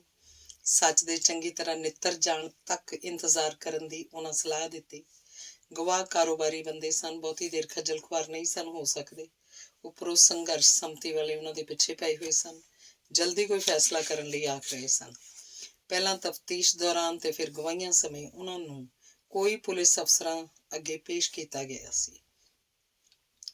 ਹਰ ਇੱਕ ਨੇ ਹਿੱਕ ਥਾਪੜ ਕੇ ਆਖਿਆ ਸੀ, ਨਿਧੜਕ ਹੋ ਕੇ ਗਵਾਹੀ ਦਿਓ, ਕੋਈ ਸੋਡੀ ਵਾਹ ਵੱਲ ਨਹੀਂ ਝਾਕ ਸਕਦਾ। ਉਹ ਸਾਰੇ ਅਫਸਰ ਇੱਥੋਂ ਬਦਲ ਚੁੱਕੇ ਸਨ। ਕੋਈ ਰਾਜਧਾਨੀ ਜਾ ਲੱਗਾ ਸੀ ਤੇ ਕਈ ਸਰਹੱਦੀ ਜ਼ਿਲ੍ਹੇ 'ਚ। ਪਹਿਲਾਂ ਉਹ ਤਫਤੀਸ਼ੀ ਅਫਸਰ ਨੂੰ ਮਿਲਣ ਸਰਹੱਦ ਤੇ ਗਏ। 2 ਦਿਨ ਉਹਨੇ ਡਾਹ ਨਾ ਦਿੱਤੀ। ਮਿਲਿਆ ਤਾਂ ਪਹਿਚਾਨਣੋਂ ਨਾ ਕਰਤੀ। ਕਹਿੰਦਾ, ਮੈਂ ਸੈਂਕੜੇ ਕੇਸਾਂ 'ਚ ਤਫਤੀਸ਼ ਕੀਤੀ ਹੈ, ਹਜ਼ਾਰਾਂ ਗਵਾਹਾਂ ਦੇ ਬਿਆਨ ਲਿਖੇ ਹਨ, ਕਿਸ ਕਿਸ ਦਾ ਨਾਂ ਯਾਦ ਰੱਖਾਂ। ਜਦੋਂ ਨਾਂ ਪਤੇ ਯਾਦ ਕਰਾਏ ਤਾਂ ਭੱਜ ਕੇ ਪਿਆ। ਕਹਿੰਦੇ, ਇਸ ਕੇਸ ਨੇ ਮੈਨੂੰ ਮੁਸੀਬਤ 'ਚ ਪਾਇਆ ਹੋਇਆ। ਜੇ ਕੇਸ ਖੁੱਲ੍ਹ ਗਿਆ ਤਾਂ ਸਭ ਤੋਂ ਪਹਿਲਾਂ ਰੱਸਾ ਮੇਰੇ ਗਲ 'ਚ ਪਏਗਾ। ਮੈਂ ਆਪਣੀ ਜਾਨ ਛੁਡਾਵਾਂ ਜਾਂ ਤੁਹਾਡੀ। ਕਪਤਾਨ ਤੋਂ ਸਹਾਇਤਾ ਲੈਣ ਉਹ ਰਾਜਧਾਨੀ ਗਏ। ਕਪਤਾਨ ਨੇ ਉਹਨਾਂ ਨੂੰ ਪਹਿਚਾਣਿਆ ਵੀ ਤੇ ਠੰਡਾ ਤੱਤਾ ਵੀ ਪਿਲਾਇਆ। ਫਿਰ ਸਲਾਹ ਦਿੱਤੀ, ਤੁਹਾਨੂੰ ਮੌਜੂਦਾ ਕਪਤਾਨ ਨੂੰ ਮਿਲਣਾ ਚਾਹੀਦਾ। ਸੁਰੱਖਿਆ ਲਈ ਉਸ ਕੋਲੋਂ ਗਨਮੈਨ ਲੈਣੇ ਚਾਹੀਦੇ ਹਨ। ਹਮਦਰਦੀ ਵਜੋਂ ਉਹਨੇ ਕਪਤਾਨ ਨੂੰ ਫੋਨ ਕੀਤਾ। ਸ਼ਹਿਰ ਵਾਪਸ ਆ ਕੇ ਉਹ ਮੌਜੂਦਾ ਕਪਤਾਨ ਨੂੰ ਮਿਲੇ। ਉਹਨੇ ਵੀ ਮਜਬੂਰੀ ਜ਼ਾਹਰ ਕੀਤੀ। ਸੈਂਕੜੇ ਕੇਸਾਂ 'ਚ ਹਜ਼ਾਰਾਂ ਗਵਾਹ ਭੁਗਤਦੇ ਹਨ। ਹਰ ਗਵਾਹ ਨੂੰ ਵਿਰੋਧੀ ਧਿਰ ਦੇ ਗੁੱਸੇ ਦਾ ਸ਼ਿਕਾਰ ਹੋਣਾ ਪੈਂਦਾ ਹੈ। ਸੋਨੂੰ ਗਵਾਹ ਬਣਨ ਤੋਂ ਪਹਿਲਾਂ ਸੋਚਣਾ ਚਾਹੀਦਾ ਸੀ, ਮੈਂ ਕਿਸ ਕਿਸ ਦੀ ਸੁਰੱਖਿਆ ਦੀ ਜ਼ਿੰਮੇਵਾਰੀ ਲਵਾਂ। ਮੈਂ ਇੱਕ ਕੰਮ ਕਰ ਸਕਦਾ, ਬਾਡੀਗਾਰਡਾਂ ਦਾ ਇੰਤਜ਼ਾਮ ਤੁਸੀਂ ਕਰੋ, ਅਸਲੇ ਤੇ ਲਾਇਸੈਂਸ ਦਾ ਪ੍ਰਬੰਧ ਮੈਂ ਕਰ ਦਿੰਦਾ। ਤਿੰਨੇ ਗਵਾਹ ਧਰਮੀ ਕਰਮੀ ਬੰਦੇ ਸਨ। ਗਵਾਹੀ ਦੇਣ ਤੋਂ ਪਹਿਲਾਂ ਤਿੰਨਾਂ ਨੇ ਪਰਮਾਤਮਾ ਨੂੰ ਹਾਜ਼ਰ ਨਾਜ਼ਰ ਮੰਨ ਕੇ ਸੱਚ ਬੋਲਣ ਦੀ ਸਹੁੰ ਖਾਧੀ ਸੀ। ਲੋਕ ਉਹਨਾਂ ਦੇ ਧਰਮੀ ਕਰਮੀ ਹੋਣ ਤੇ ਉਂਗਲਾਂ ਉਠਾਉਣ ਲੱਗ ਪਏ ਸਨ। ਇਸ 'ਚ ਕੋਈ ਸ਼ੱਕ ਨਹੀਂ ਸੀ ਕਿ ਉਹਨਾਂ ਨੇ ਝੂਠ ਬੋਲਿਆ ਸੀ, ਪਰ ਇਹ ਵੀ ਸੱਚ ਸੀ ਕਿ ਝੂਠ ਉਹਨਾਂ ਨੇ ਧੋਖੇ 'ਚ ਆ ਕੇ ਬੋਲਿਆ ਸੀ। ਗਵਾਹਾਂ ਦੀ ਆਤਮਾ ਲਾਹਨਤਾਂ ਪਾਉਣ ਲੱਗੀ। ਹੋ ਸਕਦਾ ਹੈ ਪਾਲਾ ਮੀਤਾ ਕਾਤਲ ਹੋਣ, ਪਰ ਉਹਨਾਂ ਨੇ ਉਹਨਾਂ ਨੂੰ ਕਤਲ ਨਾਲ ਸੰਬੰਧਿਤ ਕੋਈ ਕੰਮ ਕਰਦਿਆਂ ਨਹੀਂ ਸੀ ਦੇਖਿਆ। ਉਹਨਾਂ ਨੇ ਅਦਾਲਤ 'ਚ ਜੋ ਆਖਿਆ ਸੀ ਉਹ ਝੂਠ ਸੀ। ਅਦਾਲਤ ਨੇ ਝੂਠ ਨੂੰ ਸੱਚ ਮੰਨ ਲਿਆ ਸੀ। ਉਹਨਾਂ ਦੇ ਝੂਠ ਨੇ 2 ਬੰਦਿਆਂ ਨੂੰ ਸਜ਼ਾ ਕਰਵਾਤੀ ਸੀ। ਜੇ ਸੰਮਤੀ ਦੇ ਆਖਣ ਅਨੁਸਾਰ ਉਹ ਨਿਰਦੋਸ਼ ਹੋਏ ਤਾਂ ਹੋਈ ਸਜ਼ਾ ਦਾ ਪਾਪ ਉਹਨਾਂ ਨੂੰ ਲੱਗੇਗਾ। ਗਵਾਹਾਂ ਨੇ ਫੈਸਲਾ ਕੀਤਾ, ਆਪਣੇ ਮਨਾਂ ਤੇ ਬੋਝ ਨਹੀਂ ਰੱਖਣਗੇ। ਆਪਣੇ ਪਾਪ ਦਾ ਪਛਤਾਵਾ ਕਰਨ ਲਈ ਉਹ ਕਚਹਿਰੀ ਗਏ। ਸੱਚ ਬਿਆਨ ਦੇ ਹਲਫੀਆ ਬਿਆਨ ਤਸਦੀਕ ਕਰਾਏ। ਹਲਫੀਆ ਬਿਆਨ ਸੰਮਤੀ ਹਵਾਲੇ ਕਰਦਿਆਂ ਉਹਨਾਂ ਵਾਅਦਾ ਕੀਤਾ, ਸਾਰੀਆਂ ਧਿਰਾਂ ਨਾਲ ਇਨਸਾਫ ਹੋਣਾ ਚਾਹੀਦਾ ਹੈ। ਸਾਡੀ ਗਲਤੀ ਲਈ ਸਾਨੂੰ ਜੇ ਕੋਈ ਸਜ਼ਾ ਭੁਗਤਣੀ ਪਏ, ਉਸ ਲਈ ਤਿਆਰ ਹਾਂ। ਆਪਣੇ ਮਨਾਂ ਤੇ ਬੋਝ ਲਾ ਕੇ ਗਵਾਹ ਇਨਸਾਫ ਦੀ ਉਡੀਕ ਕਰਨ ਲੱਗੇ। ਅੰਗ 21ਵਾਂ। ਪੰਛੀਆਂ ਦੀ ਬੈਰਕ ਵਿੱਚ। ਬੈਰਕ ਵੱਲ ਜਾਂਦੇ ਮੀਤੇ ਨੂੰ ਲੱਗ ਰਿਹਾ ਸੀ ਜਿਵੇਂ ਉਹ ਨਰਕਾਂ 'ਚੋਂ ਛੁੱਟ ਕੇ ਆਇਆ ਹੋਵੇ। 1 ਸਾਲ ਰਹਿ ਕੇ ਵੀ ਸਿੰਘਾਂ ਦੀ ਬੈਰਕ ਉਹਨੂੰ ਆਪਣੀ ਨਹੀਂ ਸੀ ਲੱਗੀ। ਪਹਿਲੇ ਕੁਝ ਮਹੀਨੇ ਉਹਨੇ ਲੰਬੇ ਚੌੜੇ ਸੁਪਨੇ ਲਏ ਸਨ। ਸਿੰਘ ਸੱਜਣ ਦਾ ਭੂਤ ਉਹਦੇ ਸਿਰ ਤੇ ਸਵਾਰ ਰਿਹਾ ਸੀ। ਜਥੇਬੰਦੀ ਦੇ ਮੁੱਢਲੇ ਨਿਯਮਾਂ ਦੀ ਪਾਲਣਾ ਕਰਦੇ ਹੋਏ ਉਹਨੇ ਦਾੜੀ ਕੇਸ ਵਧਾ ਲਏ ਸਨ। ਨਿਤਨੇਮ ਕਰਨਾ ਸ਼ੁਰੂ ਕਰਤਾ ਸੀ। ਪਿਛਲਿਆਂ ਨਾਲ ਉਹ ਨਾਤਾ ਤੋੜ ਲਿਆ ਸੀ। ਸੰਮਤੀ ਵਾਲਿਆਂ ਨਾਲ ਮਜਬੂਰੀ ਵਸ ਗਿਣਤੀ ਦੀਆਂ ਮੁਲਾਕਾਤਾਂ ਕੀਤੀਆਂ ਸਨ। ਭਰਾਵਾਂ ਵਰਗਾ ਪਾਲਾ ਕਿਸ ਖੂਹ ਖਾਤੇ 'ਚ ਰੋਲ ਰਿਹਾ, ਇਹਦੀ ਪਰਵਾਹ ਨਹੀਂ ਸੀ ਕੀਤੀ। ਜਿੰਨਾ ਉਹ ਸਿੰਘਾਂ ਦੇ ਨੇੜੇ ਜਾਂਦਾ ਰਿਹਾ, ਓਨਾ ਉਹਦਾ ਮਨ ਖੱਟਾ ਹੁੰਦਾ ਰਿਹਾ। ਉਹਨੂੰ ਪਤਾ ਲੱਗਾ ਸਿੰਘ ਘੜੇ 'ਚ ਪਰਚੀਆਂ ਪਾਉਂਦੇ ਹਨ। ਜਿਹਦਾ ਨਾਂ ਨਿਕਲ ਆਵੇ ਉਹਨੂੰ ਪਾਰ ਬੁਲਾਉਣ ਦਾ ਹੁਕਮਨਾਮਾ ਜਾਰੀ ਕਰ ਦਿੰਦੇ ਹਨ। ਡਾਕਟਰਾਂ, ਵਕੀਲਾਂ ਤੇ ਸਨਅਤਕਾਰਾਂ ਨੂੰ ਅਗਵਾ ਕਰਦੇ ਹਨ। ਭਾਰੀ ਫਰੌਤੀਆਂ ਵਸੂਲਦੇ ਹਨ। ਉਸ ਰਕਮ ਨਾਲ ਗੁਆਂਢੀ ਦੇਸ਼ਾਂ ਕੋਲੋਂ ਘਾਤਕ ਹਥਿਆਰ ਖਰੀਦਦੇ ਹਨ। ਉਹਨਾਂ ਹਥਿਆਰਾਂ ਨਾਲ ਭੋਲੇ ਭਾਲੇ ਲੋਕਾਂ ਨੂੰ ਦਾਣਿਆਂ ਵਾਂਗ ਭੁੰਨਦੇ ਹਨ। ਫਿਰ ਉਹਨੂੰ ਪਤਾ ਲੱਗਾ ਸੁਰੰਗ ਦਾ ਕੰਮ ਮੁਕੰਮਲ ਹੋਣ ਵਾਲਾ ਹੈ। ਕਿਸੇ ਵੀ ਸਮੇਂ ਉਹ ਜੇਲ੍ਹ ਤੋਂ ਗਾਇਬ ਹੋ ਸਕਦੇ ਹਨ। ਮੀਤੇ ਦਾ ਜੇਲ੍ਹੋਂ ਭੱਜਣ ਦਾ ਕੋਈ ਇਰਾਦਾ ਨਹੀਂ ਸੀ। ਪਤਾ ਸੀ 10-20 ਦਿਨਾਂ 'ਚ ਉਹਨੇ ਫੜੇ ਜਾਣਾ। ਨਾ ਸਿੰਘਾਂ ਦਾ ਮੀਤੇ ਨੂੰ ਨਾਲ ਲਿਜਾਣ ਦਾ ਇਰਾਦਾ ਸੀ। ਸਿੰਘਾਂ ਨੇ ਜੇਲ੍ਹੋਂ ਭੱਜ ਜਾਣ ਬਾਅਦ ਮੀਤੇ ਨਾਲ ਕੀ ਬੀਤੇਗੀ, ਇਹਦਾ ਉਹਨੂੰ ਚੰਗੀ ਤਰ੍ਹਾਂ ਪਤਾ ਸੀ। ਘਬਰਾਇਆ ਮੀਤਾ ਸਿੰਘਾਂ ਕੋਲੋਂ ਖਹਿੜਾ ਛੁਡਾਉਣ ਦੀ ਤਾਕ 'ਚ ਸੀ, ਪਰ ਉਹਦੇ ਬੁੱਧੂ ਦਿਮਾਗ ਨੂੰ ਕੋਈ ਤਰਕੀਬ ਨਹੀਂ ਸੀ ਸੁੱਝ ਰਹੀ। ਮੀਤੇ ਦੀ ਇਹ ਸਮੱਸਿਆ ਖੁਦ ਸਰਕਾਰ ਨੇ ਹੱਲ ਕਰਤੀ। ਆਪਣੇ ਗੁਪਤ ਸੂਤਰਾਂ ਰਾਹੀਂ ਸਿੰਘਾਂ ਨੂੰ ਪਤਾ ਲੱਗਾ ਜੇਲ੍ਹਾਂ 'ਚ ਬੰਦ ਸਿੰਘਾਂ ਨਾਲ ਨਿਬੜਨ ਲਈ ਸਰਕਾਰ ਨੇ ਨਵੀਂ ਨੀਤੀ ਘੜੀ ਹੈ। ਅਦਾਲਤ ਦੇ ਕੰਮਕਾਜ ਦੀ ਮੱਠੀ ਰਫ਼ਤਾਰ ਕਾਰਨ ਸਰਕਾਰ ਕਾਫੀ ਸਮੇਂ ਤੋਂ ਪਰੇਸ਼ਾਨ ਸੀ। ਸਿੰਘਾਂ ਤੇ ਚੱਲ ਰਹੇ ਮੁਕੱਦਮਿਆਂ ਦੀ ਗਿਣਤੀ ਧੜਾ ਧੜ ਵੱਧ ਰਹੀ ਸੀ। ਪਰ ਨਿਪਟਾਰੇ ਨਾ ਬਰਾਬਰ ਸਨ। ਫੈਸਲਾ ਹੁੰਦੇ ਮੁਕੱਦਮਿਆਂ ਦੇ ਸਿੱਟੇ ਤਸੱਲੀ ਬਖਸ਼ ਨਹੀਂ ਸਨ। ਪੇਸ਼ੀ ਭੁਗਤਾਉਣ ਲਈ ਸਿੰਘਾਂ ਨੂੰ ਦੂਰ ਦੁਰਾਡੇ ਦੀਆਂ ਅਦਾਲਤਾਂ 'ਚ ਲਿਜਾਣਾ ਪੈਂਦਾ ਸੀ। ਇੱਕ ਅੱਤਵਾਦੀ ਲਈ ਘੱਟੋ ਘੱਟ ਇੱਕ ਬੁਲੇਟ ਪ੍ਰੂਫ ਗੱਡੀ ਤੇ 4 ਪੁਲਿਸ ਮੁਲਾਜ਼ਮਾਂ ਦੀ ਗੈਂਗ ਚਾਹੀਦੀ ਸੀ। ਸੂਬੇ ਦੀ ਅੱਧੀ ਪੁਲਿਸ ਇਸੇ ਕੰਮ ਤੇ ਲੱਗੀ ਹੋਈ ਸੀ। ਪੇਸ਼ੀ ਭੁਗਤਣ ਜਾ ਰਹੇ ਸਿੰਘਾਂ ਨੂੰ ਛਡਾਉਣ ਦੀਆਂ ਵਾਰਦਾਤਾਂ 'ਚ ਤੇਜ਼ੀ ਨਾਲ ਵਾਧਾ ਹੋ ਰਿਹਾ ਸੀ। ਲੋਕ ਉਸ ਮੁਕਾਬਲੇ ਨੂੰ ਸਹੀ ਸਮਝਦੇ ਸਨ ਜਿਸ 'ਚ ਕੋਈ ਪੁਲਿਸ ਮੁਲਾਜ਼ਮ ਮਰਿਆ ਜਾਂ ਫੱਟੜ ਹੋਇਆ ਹੋਵੇ। ਨਹੀਂ, ਉਹ ਸੋਚਦੇ ਸਨ ਸਰਕਾਰ ਝੂਠ ਬੋਲ ਰਹੀ ਹੈ। ਪੁਲਿਸ ਹਿਰਾਸਤ ਵਿੱਚੋਂ ਭੱਜਣ ਦੇ ਬਹਾਨੇ ਉਹਨੂੰ ਗੱਡੀ ਚੜ੍ਹਾ ਦਿੱਤਾ ਗਿਆ। ਖਰਚਿਆਂ ਤੇ ਬਦਨਾਮੀ ਤੋਂ ਡਰਦੀ ਸਰਕਾਰ ਨੇ ਨਵੀਂ ਨੀਤੀ ਘੜੀ ਸੀ। ਨਾਭੇ ਦੀ ਜੇਲ੍ਹ ਨੂੰ ਅਤੀ ਸੁਰੱਖਿਅਤ ਜੇਲ੍ਹ ਘੋਸ਼ਿਤ ਕਰ ਦਿੱਤਾ ਗਿਆ। ਉਹਦੇ ਆਲੇ ਦੁਆਲੇ ਸੁਰੱਖਿਆ ਪ੍ਰਬੰਧ ਸਖਤ ਕਰ ਦਿੱਤੇ ਗਏ। ਕਾਨੂੰਨ 'ਚ ਸੋਧ ਕਰਕੇ ਇੱਕ ਵਿਸ਼ੇਸ਼ ਅਦਾਲਤ ਦਾ ਗਠਨ ਕੀਤਾ ਗਿਆ। ਉਸ ਜੱਜ ਦੀ ਕੁਰਸੀ ਨੂੰ ਜੇਲ੍ਹ 'ਚ ਡਾਹਿਆ ਗਿਆ। ਵੱਖ-ਵੱਖ ਅਦਾਲਤਾਂ 'ਚ ਚੱਲਦੇ ਮੁਕੱਦਮਿਆਂ ਨੂੰ ਬਦਲਾਇਆ ਗਿਆ। ਸੂਬੇ ਦੀਆਂ ਬਾਕੀ ਜੇਲ੍ਹਾਂ ਵਿੱਚ ਬੰਦ ਸਾਰੇ ਸਿੰਘਾਂ ਨੂੰ ਨਾਭਾ ਜੇਲ੍ਹ ਬਦਲਣ ਦਾ ਹੁਕਮ ਸੁਣਾਇਆ ਗਿਆ। ਇਸੇ ਨੀਤੀ ਤਹਿਤ ਇਸ ਜੇਲ੍ਹ 'ਚ ਬੰਦ ਸਿੰਘਾਂ ਨੂੰ ਤਿਆਰ ਰਹਿਣ ਲਈ ਆਖਿਆ ਜਾਣ ਵਾਲਾ ਸੀ। ਇਸ ਨੀਤੀ ਦੀ ਭਿਣਕ ਮਿਲਦੀਆਂ ਹੀ ਜਥੇਦਾਰ ਨੇ ਬੈਠਕ ਬੁਲਾਈ। ਪੁੱਟੀ ਜਾ ਰਹੀ ਸੁਰੰਗ ਦਾ ਜਾਇਜ਼ਾ ਲਿਆ। ਜਦੋਂ ਕਿਸੇ ਵੀ ਢੰਗ ਨਾਲ ਇਹ ਸਮੇਂ ਸਿਰ ਮੁਕੰਮਲ ਹੁੰਦੀ ਨਜ਼ਰ ਨਾ ਆਈ ਤਾਂ ਭਰੇ ਮਨ ਨਾਲ ਫੈਸਲਾ ਲਿਆ ਗਿਆ। ਸਰਕਾਰ ਨੂੰ ਸਿੰਘਾਂ ਦੇ ਜੇਲੋਂ ਫਰਾਰ ਹੋਣ ਦੀ ਯੋਜਨਾ ਦੀ ਸੂਹ ਨਾ ਮਿਲੇ, ਇਸ ਲਈ ਪੁੱਟੀ ਸੁਰੰਗ ਨੂੰ ਪੂਰ ਦਿੱਤਾ ਜਾਏ। ਸਾਲ ਭਰ ਦੀ ਮਿਹਨਤ ਨੂੰ ਮਿੱਟੀ ਹੇਠ ਦਬਾ ਕੇ ਸਿੰਘ ਹੁਕਮਾਂ ਦੀ ਉਡੀਕ ਕਰਨ ਲੱਗੇ। ਮੀਤਾ 1 ਸਾਲ ਸਿੰਘਾਂ ਨਾਲ ਰਿਹਾ ਸੀ। ਉਹਨਾਂ ਦੀ ਸੋਬਤ ਕਾਰਨ ਉਹ ਸਿੰਘ ਸੱਜ ਚੁੱਕਾ ਸੀ। ਅਦਾਲਤ ਪਹਿਲਾਂ ਹੀ ਉਹਨੂੰ ਅੱਤਵਾਦੀ ਘੋਸ਼ਿਤ ਕਰ ਚੁੱਕੀ ਸੀ, ਇਸ ਲਈ ਜਥੇਦਾਰ ਉਹਨੂੰ ਆਪਣੇ ਨਾਲ ਨਾਭੇ ਲਿਜਾਣਾ ਚਾਹੁੰਦੇ ਸਨ। ਜੇਲ੍ਹ ਸੁਪਰਡੈਂਟ ਨੇ ਸਿੰਘਾਂ ਦੀ ਇਸ ਮੰਗ ਨਾਲ ਅਸਹਿਮਤੀ ਪ੍ਰਗਟਾਈ। ਉਹਨੂੰ ਅੱਤਵਾਦੀ ਕਾਰਵਾਈਆਂ ਵਾਲੇ ਕੇਸ 'ਚ ਸਜ਼ਾ ਜ਼ਰੂਰ ਹੋਈ ਸੀ, ਪਰ ਉਹ ਅੱਤਵਾਦੀ ਨਹੀਂ ਸੀ। ਉਹਦਾ ਨਾਂ ਸਿੰਘਾਂ ਦੀ ਸੂਚੀ ਵਿੱਚੋਂ ਕਟਾਉਣ ਲਈ ਉਹਨੇ ਸਰਕਾਰ ਨੂੰ ਭੇਜੀ ਆਪਣੀ ਰਿਪੋਰਟ 'ਚ ਟਿੱਪਣੀ ਕੀਤੀ, ਮੀਤਾ ਸਿੰਘਾਂ ਦਾ ਪ੍ਰਭਾਵ ਕਬੂਲਦਾ ਜਾ ਰਿਹਾ ਹੈ। ਜੇ ਉਹਨੂੰ ਨਾਭੇ ਭੇਜ ਦਿੱਤਾ ਗਿਆ ਤਾਂ ਉਹਨੇ ਪੱਕਾ ਅੱਤਵਾਦੀ ਬਣ ਜਾਣਾ। ਸਰਕਾਰ ਤੋਂ ਆਪੇ ਬਣੇ ਅੱਤਵਾਦੀ ਕਾਬੂ ਨਹੀਂ ਸਨ ਆ ਰਹੇ। ਉਹ ਇੱਕ ਸਧਾਰਨ ਕੈਦੀ ਨੂੰ ਅੱਤਵਾਦੀ ਬਣਨ ਦਾ ਮੌਕਾ ਦੇਣ ਦਾ ਖਤਰਾ ਨਹੀਂ ਸੀ ਸਹੇੜ ਸਕਦੇ। ਜੇਲ੍ਹ ਸੁਪਰਡੈਂਟ ਦੀ ਟਿੱਪਣੀ ਨਾਲ ਸਹਿਮਤੀ ਪ੍ਰਗਟਾ ਕੇ ਸਰਕਾਰ ਨੇ ਮੀਤੇ ਦਾ ਨਾਂ ਸਿੰਘਾਂ ਵਾਲੀ ਸੂਚੀ 'ਚੋਂ ਕੱਟ ਦਿੱਤਾ। ਅੱਜ ਸਿੰਘਾਂ ਨੂੰ ਨਾਭੇ ਤੇ ਮੀਤੇ ਨੂੰ ਪੰਛੀਆਂ ਦੀ ਬੈਰਕ 'ਚ ਭੇਜਿਆ ਗਿਆ ਸੀ। ਸਿੰਘ ਕੈਦੀਆਂ ਵਾਲੀ ਵਰਦੀ ਨਹੀਂ ਸਨ ਪਾਉਂਦੇ। ਉਂਝ ਉਹਨਾਂ ਨੇ ਆਪਣੀ ਪੁਸ਼ਾਕ ਖੁਦ ਤੈਅ ਕੀਤੀ ਹੋਈ ਸੀ। ਤੇੜੋਂ ਕੁੜਤਾ ਪਜਾਮਾ ਪਹਿਨਦੇ ਸਨ, ਸਿਰ ਤੇ ਕਾਲੀ ਪੱਗ ਬੰਨ੍ਹਦੇ ਸਨ, ਸਰਦੀਆਂ 'ਚ ਕਾਲੀ ਲੋਈ ਲੈਂਦੇ ਸਨ। ਉਹਨਾਂ ਦੀ ਰੀਸੀ ਮੀਤਾ ਵੀ ਉਹ ਵਰਦੀ ਪਹਿਨਦਾ ਸੀ। ਪਹਿਲੇ ਪੁਸ਼ਾਕ ਪਾ ਕੇ ਉਹ ਆਕੜ ਕੇ ਤੁਰਦਾ ਸੀ। ਹੁਣ ਕੁਝ ਸਮੇਂ ਤੋਂ ਉਹ ਇਸ ਵਰਦੀ ਤੇ ਉਕਤਾਇਆ ਹੋਇਆ ਸੀ। ਉਹ ਕਾਹਲਾ ਸੀ ਕਦੋਂ ਬੈਰਕ ਪੁੱਜੇ ਤੇ ਕਦੋਂ ਇਸ ਪੁਸ਼ਾਕ ਤੋਂ ਖਹਿੜਾ ਛੁਡਾਵੇ। ਮੀਤਾ ਸਿੰਘ ਬਾਰੇ ਕੁਝ ਵੀ ਸੋਚਦਾ ਹੋਵੇ, ਸਿੰਘਾਂ ਨੇ ਉਸ ਬਾਰੇ ਚੰਗਾ ਹੀ ਸੋਚਿਆ ਸੀ। ਵਿਛੜਨ ਤੋਂ ਪਹਿਲਾਂ ਉਹਨਾਂ ਨੇ ਉਹਨੂੰ ਕੁਝ ਤੋਹਫੇ ਦਿੱਤੇ ਸਨ। ਉਹਨਾਂ 'ਚੋਂ ਇੱਕ ਗੁੱਟ ਤੇ ਬੰਨਣ ਵਾਲੀ ਸੁਨਹਿਰੀ ਚੇਨ ਵਾਲੀ ਘੜੀ ਸੀ ਤੇ ਇੱਕ ਜੇਬ 'ਚ ਪਾਉਣ ਵਾਲਾ ਟਰਾਂਜਿਸਟਰ, ਇੱਕ ਤਣੀਆਂ ਵਾਲਾ ਵੱਡਾ ਖੱਦਰ ਦਾ ਝੋਲਾ। ਝੋਲੇ 'ਚ 2 ਨਵੇਂ ਕੁੜਤੇ ਪਜਾਮੇ ਸਨ, ਇੱਕ ਲੋਈ ਸਫੈਦ ਚਾਦਰ, ਨਵੀਂ ਦਰੀ, ਖੇਸ, ਕੁਝ ਸਟੀਲ ਦੇ ਭਾਂਡੇ। ਉਹਦੇ ਇੱਕ ਹੱਥ ਵਿੱਚ 4 ਕਿਲੋ ਵਾਲੀ ਪੀਪੀ ਸੀ। ਪੀਪੀ 'ਚ ਖੋਏ ਦੀਆਂ ਪਿੰਨੀਆਂ ਤੇ ਪੰਜੀਰੀ ਸੀ। ਸਿੰਘਾਂ ਦਾ ਮੁਸ਼ੱਕਤੀ ਹੋਣ ਕਾਰਨ ਮੀਤੇ ਤੋਂ ਕੈਦੀਆਂ ਦੇ ਨਾਲ ਨਾਲ ਜੇਲ੍ਹ ਕਰਮਚਾਰੀ ਵੀ ਤ੍ਰਭਕਦੇ ਸਨ। ਮੀਤੇ ਦਾ ਖਿਆਲ ਸੀ ਉਸ ਰੋਹਬ-ਦਾਬ ਕਾਰਨ ਉਹਨੂੰ ਬਿਨਾਂ ਤਲਾਸ਼ੀਓਂ ਤੇ ਬਿਨਾਂ ਲੁੱਟ-ਖੋਹ ਤੋਂ ਬੈਰਕ ਅੰਦਰ ਜਾਣ ਦਿੱਤਾ ਜਾਏਗਾ। ਮੀਤੇ ਨੇ ਸੁਣ ਰੱਖਿਆ ਸੀ ਥਾਣੇਦਾਰ ਦੀ ਮਾਂ ਦੇ ਭੋਗ ਤੇ ਹਜ਼ਾਰਾਂ ਚਮਚੇ ਜੁੜਦੇ ਹਨ। ਥਾਣੇਦਾਰ ਦੇ ਭੋਗ ਤੇ 10 ਨਹੀਂ ਆਉਂਦੇ। ਉਸੇ ਤਰ੍ਹਾਂ ਜਾਪਦਾ ਸੀ ਸਿੰਘਾਂ ਦਾ ਰੋਹਬ ਵੀ ਉਹਨਾਂ ਦੇ ਨਾਲ ਚਲਿਆ ਗਿਆ ਸੀ। ਪੰਛੀਆਂ ਦੀ ਬੈਰਕ ਦੇ ਮੁਨਸ਼ੀ ਨੇ ਮੀਤੇ ਨਾਲ ਸਧਾਰਨ ਕੈਦੀਆਂ ਵਰਗਾ ਵਿਵਹਾਰ ਕਰਨਾ ਸ਼ੁਰੂ ਕੀਤਾ। ਮੀਤੇ ਨੇ ਪਹਿਲਾਂ ਹੀ ਧਾਰੀ ਹੋਈ ਸੀ, ਜੇ ਮੁਨਸ਼ੀ ਨੇ ਟੰਗ ਅੜਾਈ ਤਾਂ ਖੋਏ ਪਿੰਨੀਆਂ ਵਾਲੀ ਪੀਪੀ ਉਹਦੇ ਹਵਾਲੇ ਕਰ ਦੇਗਾ। ਮਲਕ ਭਾਗੋ ਦੀ ਇਸ ਕੜਾਹ ਪੂਰੀ ਵਿੱਚੋਂ ਮੀਤੇ ਨੂੰ ਲਹੂ ਦੀ ਬੂ ਆਉਂਦੀ ਸੀ। ਮੁਨਸ਼ੀ ਬਹੁਤਾ ਅੜਿਆ ਤਾਂ ਉਹ ਕੱਪੜਿਆਂ ਵਾਲਾ ਝੋਲਾ ਉਹਦੇ ਹਵਾਲੇ ਕਰ ਦੇਗਾ। ਉਸ ਲਈ ਇਹ ਹੁਣ ਬੇਕਾਰ ਸਨ। ਉਹਨੂੰ ਬਸ ਘੜੀ ਤੇ ਟਰਾਂਜਿਸਟਰ ਨਾਲ ਮੋਹ ਸੀ। ਮੁਨਸ਼ੀ ਜਿਵੇਂ 7 ਪਤਨਾਂ ਦਾ ਤਾਰੂ ਸੀ। ਉਹਨੇ ਉਹ ਚੀਜ਼ਾਂ ਝਪਟੀਆਂ ਜੋ ਮੀਤੇ ਨੂੰ ਪਿਆਰੀਆਂ ਸਨ। ਸਬਰ ਦਾ ਘੁੱਟ ਭਰ ਕੇ ਮੀਤਾ ਬੈਰਕ ਅੰਦਰ ਜਾ ਵੜਿਆ। ਅੰਗ 22ਵਾਂ। ਰੋਟੀ ਟੁੱਕ ਤੋਂ ਵਿਹਲੇ ਹੋਏ ਕੈਦੀ ਟੋਲੀਆਂ ਬਣਾਈ ਬੈਠੇ ਸਨ। ਕੋਈ ਤਾਸ਼ ਕੁੱਟ ਰਿਹਾ ਸੀ, ਕੋਈ ਗਾ ਵਜਾ ਰਿਹਾ ਸੀ, ਕੋਈ ਭੰਗ ਰਗੜ ਰਿਹਾ ਸੀ, ਕੋਈ ਸੁਲਫਾ ਪੀ ਰਿਹਾ ਸੀ। ਮੀਤੇ ਨੂੰ ਉਹਨਾਂ ਦਿਨਾਂ ਦੀ ਯਾਦ ਆਈ ਜਦੋਂ ਆਪਣੇ ਧੰਦੇ 'ਚ ਪੂਰੀ ਤਰ੍ਹਾਂ ਖੁੱਭਿਆ ਹੋਇਆ ਸੀ।